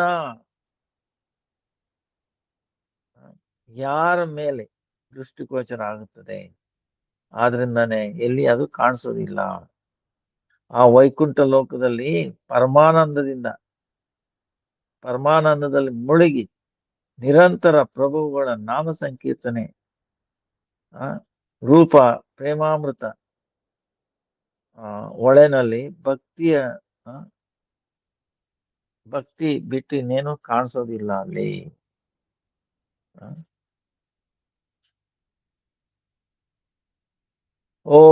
ಆ ವೈಕುಂಠದಲ್ಲಿ ಪರಮಾನಂದ ರಸ ಮಹಿಮೆ ಅದ್ಭುತ. ಅದರ ಆನಂದದ ಒಂದು ಬಿಂದು, ಆ ಆನಂದದ ಒಂದು ಬಿಂದುನು ಆದ ಅಂಶದ ಬ್ರಹ್ಮಾನಂದನು ಸುಖದ ತುಲನೆ ಮಾಡಕ್ ಸಾಧ್ಯವಿಲ್ಲ. ಆ ವೈಕುಂಠವಾಸಿ ಭಕ್ತ ಇಲ್ಲಿವರೆಗೂ ಅಲ್ಲಿನ ಸಮಸ್ತ ಪದಾರ್ಥ ಎಲ್ಲ ಶ್ರೀಕೃಷ್ಣನ ಚರಣ ಕಮಲದಲ್ಲಿ ಪ್ರೇಮದಿಂದ ಅನುಗ್ರಹಿತವಾಗಿದೆ. ಶ್ರೀಕೃಷ್ಣನ ಅಂತ ಕೃಪಾ ಪಾತ್ರ ವೈಕುಂಠವಾಸಿಗಳು, ಅವರು ನನಗಿಂತ ಅಧಿಕ ಮಹಿಮೆ ಉಳ್ಳವರು. ನಾನು ಅವ್ರ ಬಗ್ಗೆ ಇನ್ನೇನು ಹೇಳಲಿ? ನಿನ್ನೇನು ಹೇಳೋದು ಹೆಚ್ಚಾಗಿ? ಮರ್ತ್ಯ ಲೋಕದಲ್ಲಿ ಇರುವ ಪಂಚಭೌತಿಕ ದೇಹಧಾರಿ ಭಗವದ್ಭಕ್ತಿ ರಸಿಕ ಮನುಷ್ಯ ಕೂಡ ನನ್ನಗಿಂತ ದೇವತೆಗಳಿಗಿಂತ ನನ್ನಿಂದ ದೇವತೆಗಳಿಂದ ವಂದನೀಯ ಹೇಳ್ತಾನೆ. ಇದು ತುಂಬಾ ಮುಖ್ಯ. ಶಿವ ಏನ್ ಹೇಳ್ತಾನೆ, ಮರ್ತ್ಯ ಲೋಕದಲ್ಲಿ ಅಂದ್ರೆ ಮರ್ತ್ಯ ಅಂದ್ರೆ ಈ ಭೂಲೋಕದಲ್ಲಿ ಮರ್ತ್ಯ ಲೋಕ ಅಂದ್ರೆ ನಮ್ಗೆ ಇಲ್ಲಿ ಒಂದು ಶಾಪ ಇದೆ. ಒಂದು ಶಾಪ ಅಂದ್ರೆ ಜರ ಮರಣ. ಮರ್ತ್ಯ ಲೋಕದಲ್ಲಿ ಇರೋವಂಥವ್ರು ಪಂಚಭೌತಿಕ ದೇಹಧಾರಿ.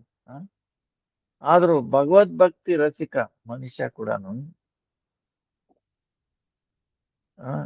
ನನ್ನ ತರ ದೇವತೆಗಳ ಮೂಲಕನು ಸದಾ ವಂದನೀಯ. ಸೊ ನೀನು ವೈಕುಂಠ ಅಂತ ಹೇಳ್ತಾ ಇದೀಯಾ, ಎಲ್ಲಿ ಭಕ್ತರಿದಾರೋ ಈ ಮರ್ತ್ಯಲೋಕದಲ್ಲಿ ಇದ್ರು ಸಹ ಅವರು ನನ್ನಿಂದಾನೇ ಅವರು ವಂದನೀಯ. ಸೊ ಇದು ಯಾಕೆ ಹೇಳ್ತಾನೆ ಅಂತಾನು ಆಮೇಲೆ ಗೊತ್ತಾಗುತ್ತೆ. ಏನಂದ್ರೆ, ಯಾರು ಶ್ರೀ ಕೃಷ್ಣ ಚರಣದಲ್ಲಿ ಪ್ರೇಮ ಪ್ರಾಪ್ತಿ ಅಭಿಲಾಷೆಯಿಂದ ಅವನ ಚರಣದಲ್ಲಿ ಆತ್ಮ ಸಮರ್ಪಣೆ ಮಾಡಿದಾರೋ, ಅಂದ್ರೆ ಸಮಸ್ತ ಅರ್ಥ ಸ್ವಜನ ಹಾಗೂ ಜೀವನದ ಪ್ರತಿ ಮಮತ ಯಾರು ತ್ಯಾಗ ಮಾಡಿದಾರೋ, ಹಾಗೂ ಯಾರು ಇಹಲೋಕ ಹಾಗೂ ಪರಲೋಕ ಎಲ್ಲ ತರದ ಸಾಧ್ಯ ಸಾಧನ ಕಾಮನೆಗಳಿಂದ ರಹಿತರಾಗಿದ್ದಾರೋ,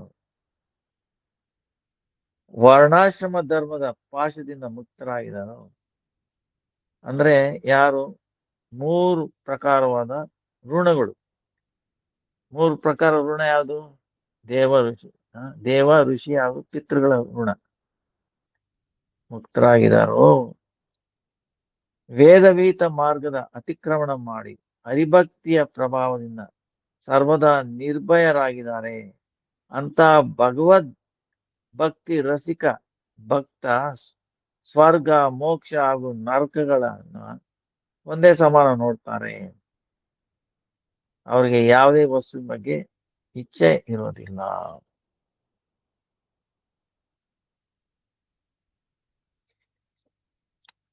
ಅದಕ್ಕೆ ನಾರದ, ನಾನು ಸತ್ಯ ಹೇಳ್ತಾ ಇದ್ದೀನಿ, ಭಗವಂತನ ಸಮಾನ ಅವನ ಭಕ್ತ ಕೂಡ ನನಗೆ ಅತ್ಯುತ್ತಮ ಪ್ರಿಯ. ನಾನು ಅಂತ ಭಕ್ತರ ಸಂಘ ಪ್ರಾಪ್ತಿಗೋಸ್ಕರನೇ ಪ್ರಾರ್ಥನೆ ಮಾಡ್ತಾ ಇರ್ತೀನಿ.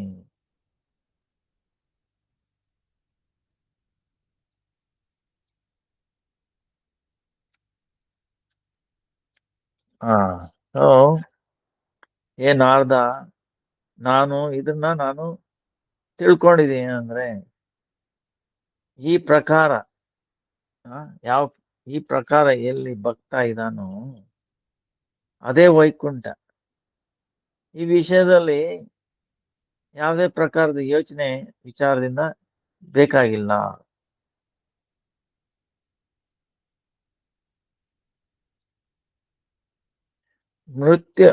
ಮೃತ್ಯು ಲೋಕದಲ್ಲಿ ನಿವಾಸ ಮಾಡೋ ಭಗವದ್ಭಕ್ತರ ಮಹಿಮೆ ಏನು ಮಾಯಾತೀತ ವೈಕುಂಠ ಲೋಕವಾಸಿಗಳ ಭಕ್ತರಿಗಿಂತ ಕಮ್ಮಿ ಇದೆಯಾ ಅಂತ ಒಂದು ಪ್ರಶ್ನೆ. ಈ ಪ್ರಶ್ನೆಯ ಸಂಶಯ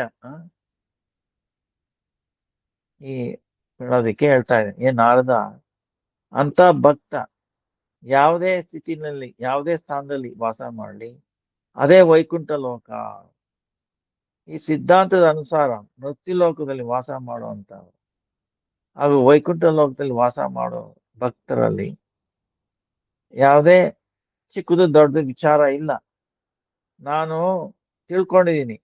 ನಾನು ಈ ತರ ಏನಂದ್ರೆ ಮೃತ್ಯು ಲೋಕದಲ್ಲಿ ನಿವಾಸ ಮಾಡೋ ಭಕ್ತ ಕೂಡ ವೈಕುಂಠದಲ್ಲಿ ವಾಸ ಮಾಡೋ ಭಕ್ತರ ಸಮಾನನೇ ಭಕ್ತಿಯು ಪ್ರಾಪ್ತಿ ಪಡ್ಕೊಳ್ತಾರೆ. ಆ ಆದ್ರಿಂದ ಅವನಲ್ಲಿ ಭಕ್ತಿ ಇರೋದ್ರಿಂದ ಭಗವಂತನು ಅಲ್ಲಿ ನಿವಾಸ ಮಾಡ್ತಾನೆ. ಆ ಈ ವಿಷಯದಲ್ಲಿ ಯಾವುದೇ ಪ್ರಕಾರದ ಯೋಚನೆ ಮಾಡೋದೇನು ಅವಶ್ಯಕತೆ ಇಲ್ಲ. ಈ ಪ್ರಕಾರದಿಂದನೇ ಭಗವಂತನೇ ಹೇಳಿದಾನೆ ಏನು, ನಾನು ವೈಕುಂಠದಲ್ಲಿ ನಿವಾಸ ಇಲ್ಲ ನಂದು, ಹಾಗೂ ಯೋಗಿಗಳ ಹೃದಯದಲ್ಲೂ ಇಲ್ಲ. ನಾನು ಎಲ್ಲಿ ವಾಸ ಮಾಡ್ತೀನಿ, ಎಲ್ಲಿ ನನ್ನ ಭಕ್ತರು ನನ್ನ ನಾಮಗುಣ ನಾಮ ಸಂಕೀರ್ತನೆ ಮಾಡ್ತಾ ಇರ್ತಾರೋ ಅಲ್ಲಿ ಇರ್ತೀನಿ. ಅದೇ ನನ್ನ ನಿವಾಸ ಜಾಗ. ಈಗ ಮರ್ತ್ಯಲೋಕವಾಸಿ ಮನುಷ್ಯ ಶ್ರೀಕೃಷ್ಣ ಭಕ್ತಿ ರೂಪಿ ಅಮೃತನ ಪಾನ ಮಾಡಿ ತನ್ನ ದೇಹ ಹಾಗೂ ದೇಹ ಸಂಬಂಧಿತ ವಿಷಯಗಳ ಭೋಗಾದಿ ಮರ್ತು ಬಿಟ್ಟಿರ್ತಾರೋ ಅವನ ಪಂಚಭೌತಿಕ ದೇಹ ಕೂಡ ಸಚ್ಚಿದಾನಂದ ರೂಪ ಸಿದ್ಧಿ ಆಗುತ್ತದೆ. ಈಗ ಒಂದು ಪ್ರಶ್ನೆ ಹಾಕ್ಬೋದು,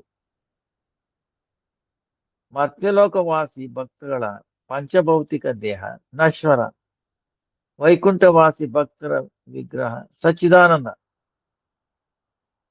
ಆದ್ರಿಂದ ವೈಕುಂಠವಾಸಿ ಭಕ್ತರೇ ಶ್ರೇಷ್ಠ ಅಲ್ವಾ? ಅರ್ಥ ಆಯ್ತಾ?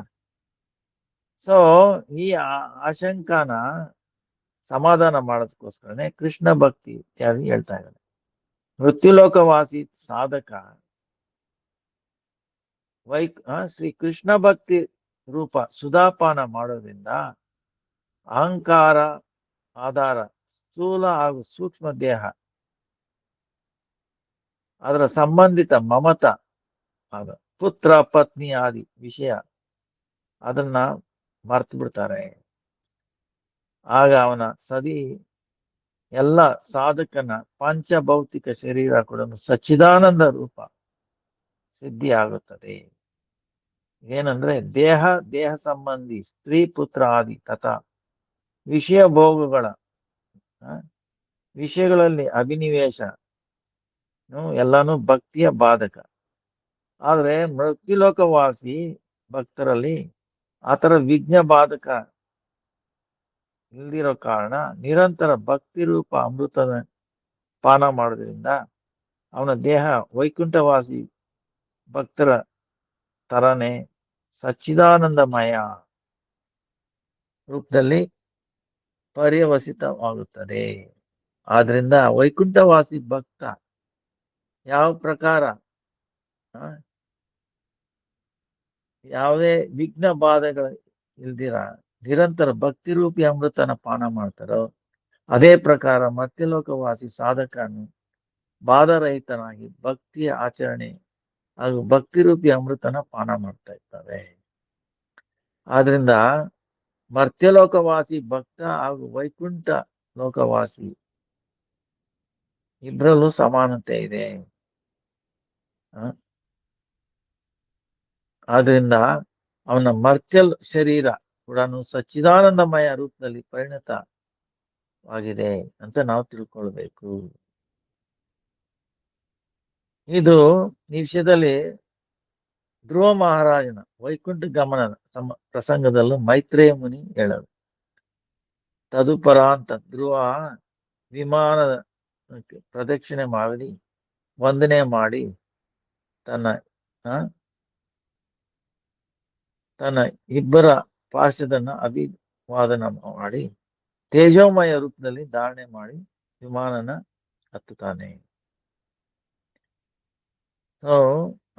ಈ ತರ ಈ ಪ್ರಕಾರ ಮರ್ತ್ಯಲೋಕದ ಎಲ್ಲಾನು ಸಿದ್ಧ ಆಗೋದ್ರಿಂದ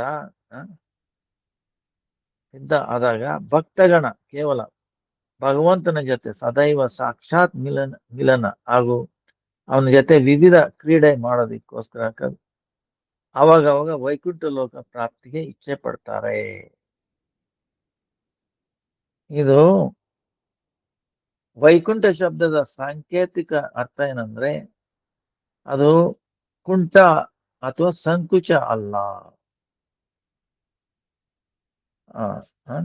ಇದರಿಂದನೇ ಯಾವುದೇ ಬಾಧೆ ಇಲ್ದಿರ ವಿಚಿತ್ರ ವಿಲಾಸ ಸ್ವತಃ ಪ್ರಾಪ್ತಿಯಾಗುತ್ತದೆ.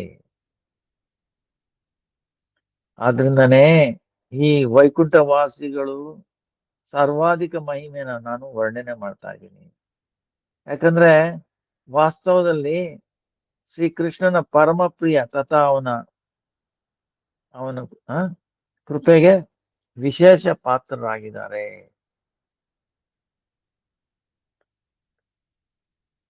ನಾನು ಜಾಸ್ತಿ ಸಮಯ ತಗೊಳ್ಳಿದ್ದು ಬರ್ತಾ ಇದೆ. ಏನಂದ್ರೆ ಅದಕ್ಕೆ ಹೇಳ್ತಾನೆ, ಅವಾಗ ಪಾರ್ವತಿ ಹೇಳ್ತಾಳೆ, ಪಾರ್ವತಿ ಸುಮ್ಮನೆ ಏನಂತ ಏನ್ ಅರ್ಧ ಆತರ ತುಂಬಾ ಪ್ರಸಿದ್ಧವಾಗಿದೆ. ಏನು ವೈಕುಂಠ ಲೋಕದಲ್ಲಿ ಮಹಾಲಕ್ಷ್ಮಿ ಶ್ರೀ ಭಗವಾನ್ ಶ್ರೀ ಹರಿಗೆ ಅತ್ಯಂತ ಪ್ರಿಯ. ಯಾಕಂದ್ರೆ ವೈಕುಂಠ ಆಗುತ್ತೆ ವೈಕುಂಠ ವಾಸಿಗಳಿಗೆ ಈಶ್ವರ್ಯ ಈಗ ಲಕ್ಷ್ಮಿ ಶ್ರೀ ಲಕ್ಷ್ಮಿಯ ಕೃಪೆಯಿಂದಾನೆ ಲೋಕಪಾಲಗಣ ವಿಭೂತಿ ಪ್ರಾಪ್ತಿ ಮಾಡ್ಕೊಳ್ತಾರೆ. ವಿಭೂತಿ ಅಂದ್ರೆ ಏನೋ ಶಕ್ತಿ ಇರುತ್ತಲ್ಲ, ಅದೆಲ್ಲ ಅವಳ ಕೃಪೆಯಿಂದಾನೇ ಬರೋದು. ಹಾಗೂ ಅವಳ ಕೃಪೆಯಿಂದಾನೇ ಜ್ಞಾನ ವೈರಾಗ್ಯ ಭಕ್ತಿ ಸಿದ್ಧಿ ಆಗೋದು. ಶ್ರೀ ಲಕ್ಷ್ಮಿನೇ ನಿಮ್ ತರ ಅವಳನ್ನ ಭಜನೆ ಮಾಡೋರು ಪರಿತ್ಯಾಗ ಮಾಡಿ ತಪಸ್ಸೆ ದ್ವಾರ ನಿರಾಪೇಕ್ಷ ಭಗವಂತನ ಆರಾಧನೆ ಮಾಡೋದಿಕ್ಕೆ ಅವರು ಪ್ರಿಯತಮ ರೂಪದಲ್ಲಿ ವರ್ಣನೆ ಮಾಡಿದ್ದಾರೆ. ಹೇ ಮಹಾಲಕ್ಷ್ಮಿ ಶ್ರೀ ಭಗವಂತನಿಗೆ ಸುಂದರ ವಕ್ಷಸ್ಥಳದಲ್ಲಿ ಸದಾ ನಿವಾಸ ಮಾಡ್ತಾಳೆ. ಅವಳು ಎಲ್ಲಾ ಪತಿವ್ರತದಲ್ಲಿ ಉತ್ತಮ. ಆದ್ರಿಂದನೇ ಅವಳು ಭಗವಂತನಿಗೆ ಅಸಂಖ್ಯ ಅವತಾರಗಳ ಅನುರೂಪ ಕಾಂತ ರೂಪದಲ್ಲಿ ಅವನ್ನ ಅನುಗಮನ ಮಾಡ್ತಾಳೆ. ಶ್ರೀ ಪರೀಕ್ಷಿತ ಹೇಳ್ತಾನೆ, ಓ ಮಾತಾ, ಶಿವನ ಮಾತುಗಳಲ್ಲಿ ಕೇಳ್ಬಿಟ್ಟು ದೇವರ್ಷಿ ನಾರದ ಪರಮಾನಂದಿತನಾಗಿ ಶೋಭಿತ ಚಿತ್ತ ಉಚ್ಚ ಸ್ವರದಲ್ಲಿ ಹೇಳ್ತಾನೆ, ಶ್ರೀ ಕಮಲಾಕಾಂತ ಕಿ ಜಯ ಹೋ, ವೈಕುಂಠ ಪತೆ ಹೇ ಹರೇ ಆಪ್ಕಿ ಜಯ ಹೋ, ಹೇ ವೈಕುಂಠ ಲೋಕ ಶ್ರೀ ವೈಕುಂಠವಾಸಿ ಕೃಷ್ಣ ಪ್ರಿಯ ಪದ್ಮೆ ವೈಕುಂಠ ಅಧೀಶ್ವರಿ, ಎಲ್ಲರಿಗೂ ನಿಂಗೆ ಜಯವಾಗಲಿ ಅಂತ. ಶ್ರೀ ನಾರದ ಕೂಡ ಇದು ಹೇಳ್ತಾ ಲಕ್ಷ್ಮಿಯ ಅಭಿನಂದನೆ ಮಾಡ್ತಾ ವೈಕುಂಠಕ್ಕೆ ಹೋಗಕ್ಕೆ ಅವನು ಪ್ರಸ್ತುತನಾಗ್ತಾನೆ. ಆದ್ರೆ ಈ ಅಭಿಪ್ರಾಯನ ತಿಳ್ಕೊಂಡು ಮಹಾದೇವ ಅವನ ಎರಡು ಕೈಗಳನ್ನ ಹಿಡ್ಕೊಂಡು ನಿಲ್ಲಿಸ್ತಾನೆ. ಆಮೇಲೆ ಹೇಳ್ತಾನೆ, ನಾರದನ ಇದೆಲ್ಲ ಕೇಳ್ಬಿಟ್ಟು ವೈಕುಂಠ ಹೋಗಕ್ಕೆ ರೆಡಿ ಆಗ್ತಾನೆ. ಆವಾಗ ಅವನು ಹಿಡ್ಕೊಂಡ್ಬಿಟ್ಟು ಶಿವ ಹೇಳ್ತಾನೆ, ಏನ್ ಹೇಳ್ತಾನೆ, ಮಹಾದೇವ ಹೇಳ್ತಾನೆ, ನಾರದ ಶ್ರೀಕೃಷ್ಣನ ಪ್ರಿಯಜನೋ ದರ್ಶನಕ್ಕೆ ಆವೇಶದಿಂದ ಉತ್ಕಂಠೆಯಿಂದ ನಿನ್ನ ಸ್ಮೃತಿ ವಿಲುಪ್ತವಾಯ್ತೇನೋ, ಸ್ಮೃತಿ ಸ್ವಲ್ಪ ತೊಂದರೆ ಆಗಿರ್ಬೇಕು, ನಿನ್ಗೇನು ನೆನ್ಪಿಲ್ವಾ? ಭಗವಾನ್ ಶ್ರೀಕೃಷ್ಣ ಈಗ ಪೃಥ್ವಿನಲ್ಲಿ ದ್ವಾರಕಾಪುರಿನಲ್ಲೇ ನಿವಾಸ ಇದ್ದಾನೆ.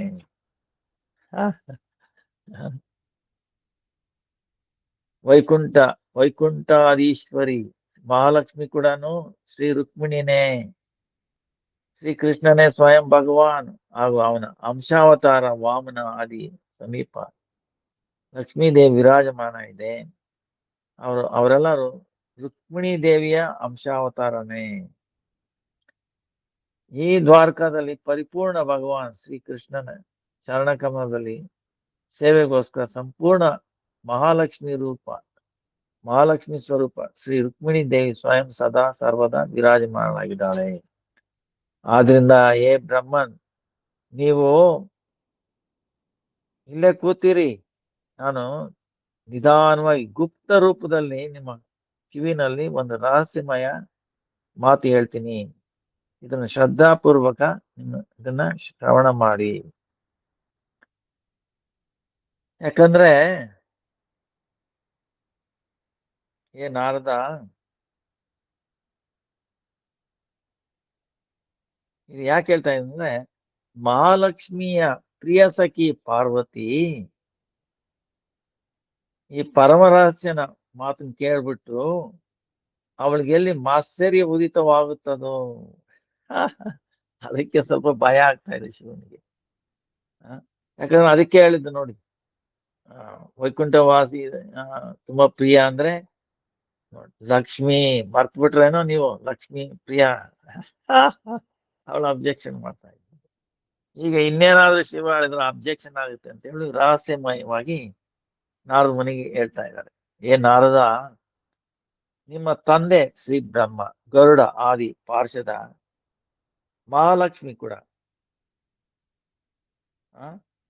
ಅವರು ನನಗಿಂತ ಅಧಿಕ ಪ್ರಹ್ಲಾದ ಶ್ರೀಕೃಷ್ಣನಿಗೆ ಅಧಿಕ ಕೃಪಾ ಪಾತ್ರ. ನಮ್ಮೆಲ್ಲರಿಗಿಂತ ಅಧಿಕ ಕೃಪಾ ಪಾತ್ರ ಪ್ರಹ್ಲಾದ. ಇದು ಜಗತ್ತಿನಲ್ಲಿ ಪ್ರಸಿದ್ಧವಾಗಿದೆ. ಆದ್ರಿಂದನೇ ಪ್ರಹ್ಲಾದನೇ ಶ್ರೀಕೃಷ್ಣನಿಗೆ ಶ್ರೇಷ್ಠ ಭಕ್ತ. ನೀವು ಭಗವಂತನ ಶ್ರೀಮುಖ ನಿಸೃತ ವಚನದಿಂದಲೇ ನೀವು ಮರ್ತು ಬಿಟ್ಟಿದ್ಯೇನು? ಪುರಾಣ ಆದಿ ಎಲ್ಲ ಓದಿದ್ರೆ ಇದು ಈ ಪ್ರಸಿದ್ಧವಾದ ಶ್ಲೋಕನ ಮರ್ತು ಬಿಟ್ಟಿದ್ರೇನು?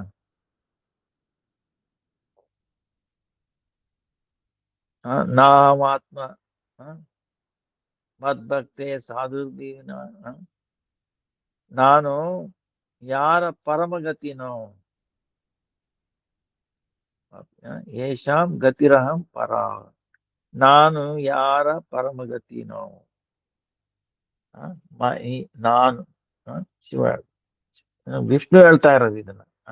ವಿಷ್ಣು ಹೇಳ್ತಾ ಇರೋದು ನಾನು ಯಾರ ಪರಮಗತಿನೋ ಅಂತ ಎಲ್ಲ ಸಾಧು ಭಕ್ತರ ಬಿಟ್ಟು ನಾನು ತನ್ನ ಆತ್ಮ ಹಾಗೂ ತನ್ನ ಅತ್ಯಂತ ಪ್ರಿಯ ಲಕ್ಷ್ಮಿ ಕೂಡ ನಾನು ಕಾಮನೆ ಮಾಡೋದಿಲ್ಲ. ಅಂದ್ರೆ ಅಂತ ಸಾಧು ಭಕ್ತರೇ ನನಗೆ ಅತ್ಯುತ್ತಮ ಪ್ರಿಯ, ಲಕ್ಷ್ಮಿಗಿಂತ ಜಾಸ್ತಿ ಪ್ರಿಯ ತಾವನೇ ಹೇಳಿದ್ದಾನೆ. ಸೊ ಅದರಿಂದ ತನ್ನ ಶ್ರೀಮೂರ್ತಿ ಕೂಡ ಆಧಾರ ಮಾಡೋದಿಲ್ಲ. ತನ್ನ ಭಕ್ತರ ಪ್ರಶಂಸೆ ಮಾಡೋದ್ರಲ್ಲಿ ಯಾರು ಸಮರ್ಥರಿದ್ದಾರೆ? ಆದ್ರೆ ಆ ಪ್ರಭುವಿನ ಆ ಮೂರ್ತಿ ಕೂಡ ಎಲ್ಲ ದೇವತರಿಗೆ ಉತ್ಪತ್ತಿಯ ಕಾರಣ ಸ್ವರೂಪ. ಗರುಡ ಆದಿ ಭಕ್ತರು ಕೂಡ ಆನಂದ ಪ್ರದಾನ ಮಾಡುವಂತದ್ದು. ಸೊ ಅಂತ ಭಕ್ತರ ಸಮಸ್ತ ಭಕ್ತರಲ್ಲಿ ಪ್ರಹ್ಲಾದನ ಭಾಗ್ಯ ಅಂತೂ ತರ್ಕ ಕೂಡ ಅಗೋಚರ. ಸ್ವಯಂ ಭಗವಂತನೇ ಹೇಳ್ತಾನೆ, ಪ್ರಹ್ಲಾದ ನನ್ನ ಸಮಸ್ತ ಭಕ್ತರಲ್ಲಿ ಆದರ್ಶ ಸ್ವರೂಪ. ಆ ಪ್ರಹ್ಲಾದನ ಸೌಭಾಗ್ಯನ ಹಿರಣ್ಯಕಶಿಪು ಸಂಹಾರ ಸಮಯದಲ್ಲಿ ಲಕ್ಷ್ಮೀ ಸಹಿತ ನಾವೆಲ್ಲ ದೇವತೆಗಳು ಸಾಕ್ಷಾತ್ ರೂಪದಲ್ಲಿ ಅನುಭವ ಪಡ್ಕೊಂಡಿದೀವಿ. ಆ ಸಮಯದಲ್ಲಿ ಭಗವಂತ ಶ್ರೀ ನರಸಿಂಹದೇವ ಪ್ರಹ್ಲಾದನಿಗೆ ಮುಕ್ತಿ ಪ್ರದಾನ ಮಾಡಕ್ಕೆ, ಸ್ವೀಕಾರ ಮಾಡಕ್ಕೆ ಬಾರಂಬಾರ ಹೇಳ್ದ. ಆದ್ರೂ ಆ ಭಕ್ತರಾಜ ಮುಕ್ತಿನ ತಗೊಳ್ಳಿಲ್ಲ. ಅದ್ರ ಬದಲು ಭಕ್ತಿಯ ಬಗ್ಗೆನೆ ಪ್ರಾರ್ಥನೆ ಮಾಡ್ದ. ಅಂತ ಪ್ರಹ್ಲಾದನಿಗೆ ನಾನು ನಮಸ್ಕಾರ ಮಾಡ್ತೀನಿ. ಪುನಃ विष्णुर्मुक्तिं न वाचितः भक्तिरेव वृता येन प्रह्लादं त्वं नमाम्यहम्. ಇದು ಶಿವ ಹೇಳೋದು. ಸೊ ಹೇ ಮುನಿ, ಯಾರು ಬ್ರಹ್ಮನ ದ್ವಾರ ಸ್ಥಾಪಿತ ಮರ್ಯಾದೆನ ಉಲ್ಲಂಘನೆ ಮಾಡಿದ್ನೋ, ಗುರುಗಳ ಆದೇಶನ ಅವಹೇಳನ ಮಾಡಿ ಅಥವಾ ತನ್ನ ಪ್ರತಿಜ್ಞೆ ಸತ್ಯ ಮಾಡೋದಕ್ಕೆ ರಕ್ಷಣಾ ಆಗ್ಲಿಲ್ವೋ ಅಂತ ಮಹಾರಾಜ ಬಲಿ ದ್ವಾರ ಶ್ರೀ ಭಗವಾನ್ ದ್ವಾರ ದ್ವಾರಪಾಲಕನ ರೂಪದಲ್ಲಿ ವಿರಾಜಮಾನಾಗಿದ್ದಾನೆ. ಏನು ಅದು ತುಚ್ಛ ದಾನದ ಫಲನೋ ಅಥವಾ ದುಷ್ಟ ಬಾಣಾಸುರನ ರಕ್ಷಣೆ, ಇದೆಲ್ಲನು ಸ್ತವಪಾಠದ ಫಲನೋ ಅಂತ ಇದು ಪ್ರಶ್ನೆ ಆಗ್ತಾನೆ. ಇದು ನಮ್ಗೆ ಸ್ವಲ್ಪ ಸಮಯ ಆಗ್ತಾ ಇದೆ. ಇನ್ನು ಮುಂದೆ ಹಾಕ್ಸ್ಬೇಕು. ಇದು ಮುಂದೆ ಹೊಟ್ಟೋಗುತ್ತೆ. ವಂಶ ಕಲ್ಪತರುಭ್ಯಶ್ಚ ಕೃಪಾ ಸಿಂಧುಭ್ಯೇವ ಚ ಪತಿತಾನಾಂ ಪಾವನೇಭ್ಯೋ ವೈಷ್ಣವೇಭ್ಯೋ ನಮೋ ನಮಃ. ಬೃಹತ್ ಭಾಗವತಾಮೃತಂ ಕಿ ಜೈ. सनातन गोस्वामी की जय, गुरुदेव की जय, गुरु वर्ग की जय, उत्तरा माता की जय, परीक्षित महाराज की जय, सुखदेव गोस्वामी की जय, श्री पुरुषोत्तम धाम की जय, पुरुषोत्तम महीने की जय, पुरुषोत्तम व्रत की जय, पुरुषोत्तम व्रत पालनकारी भक्त वृंद की जय, कौंडिन्य ऋषि की जय.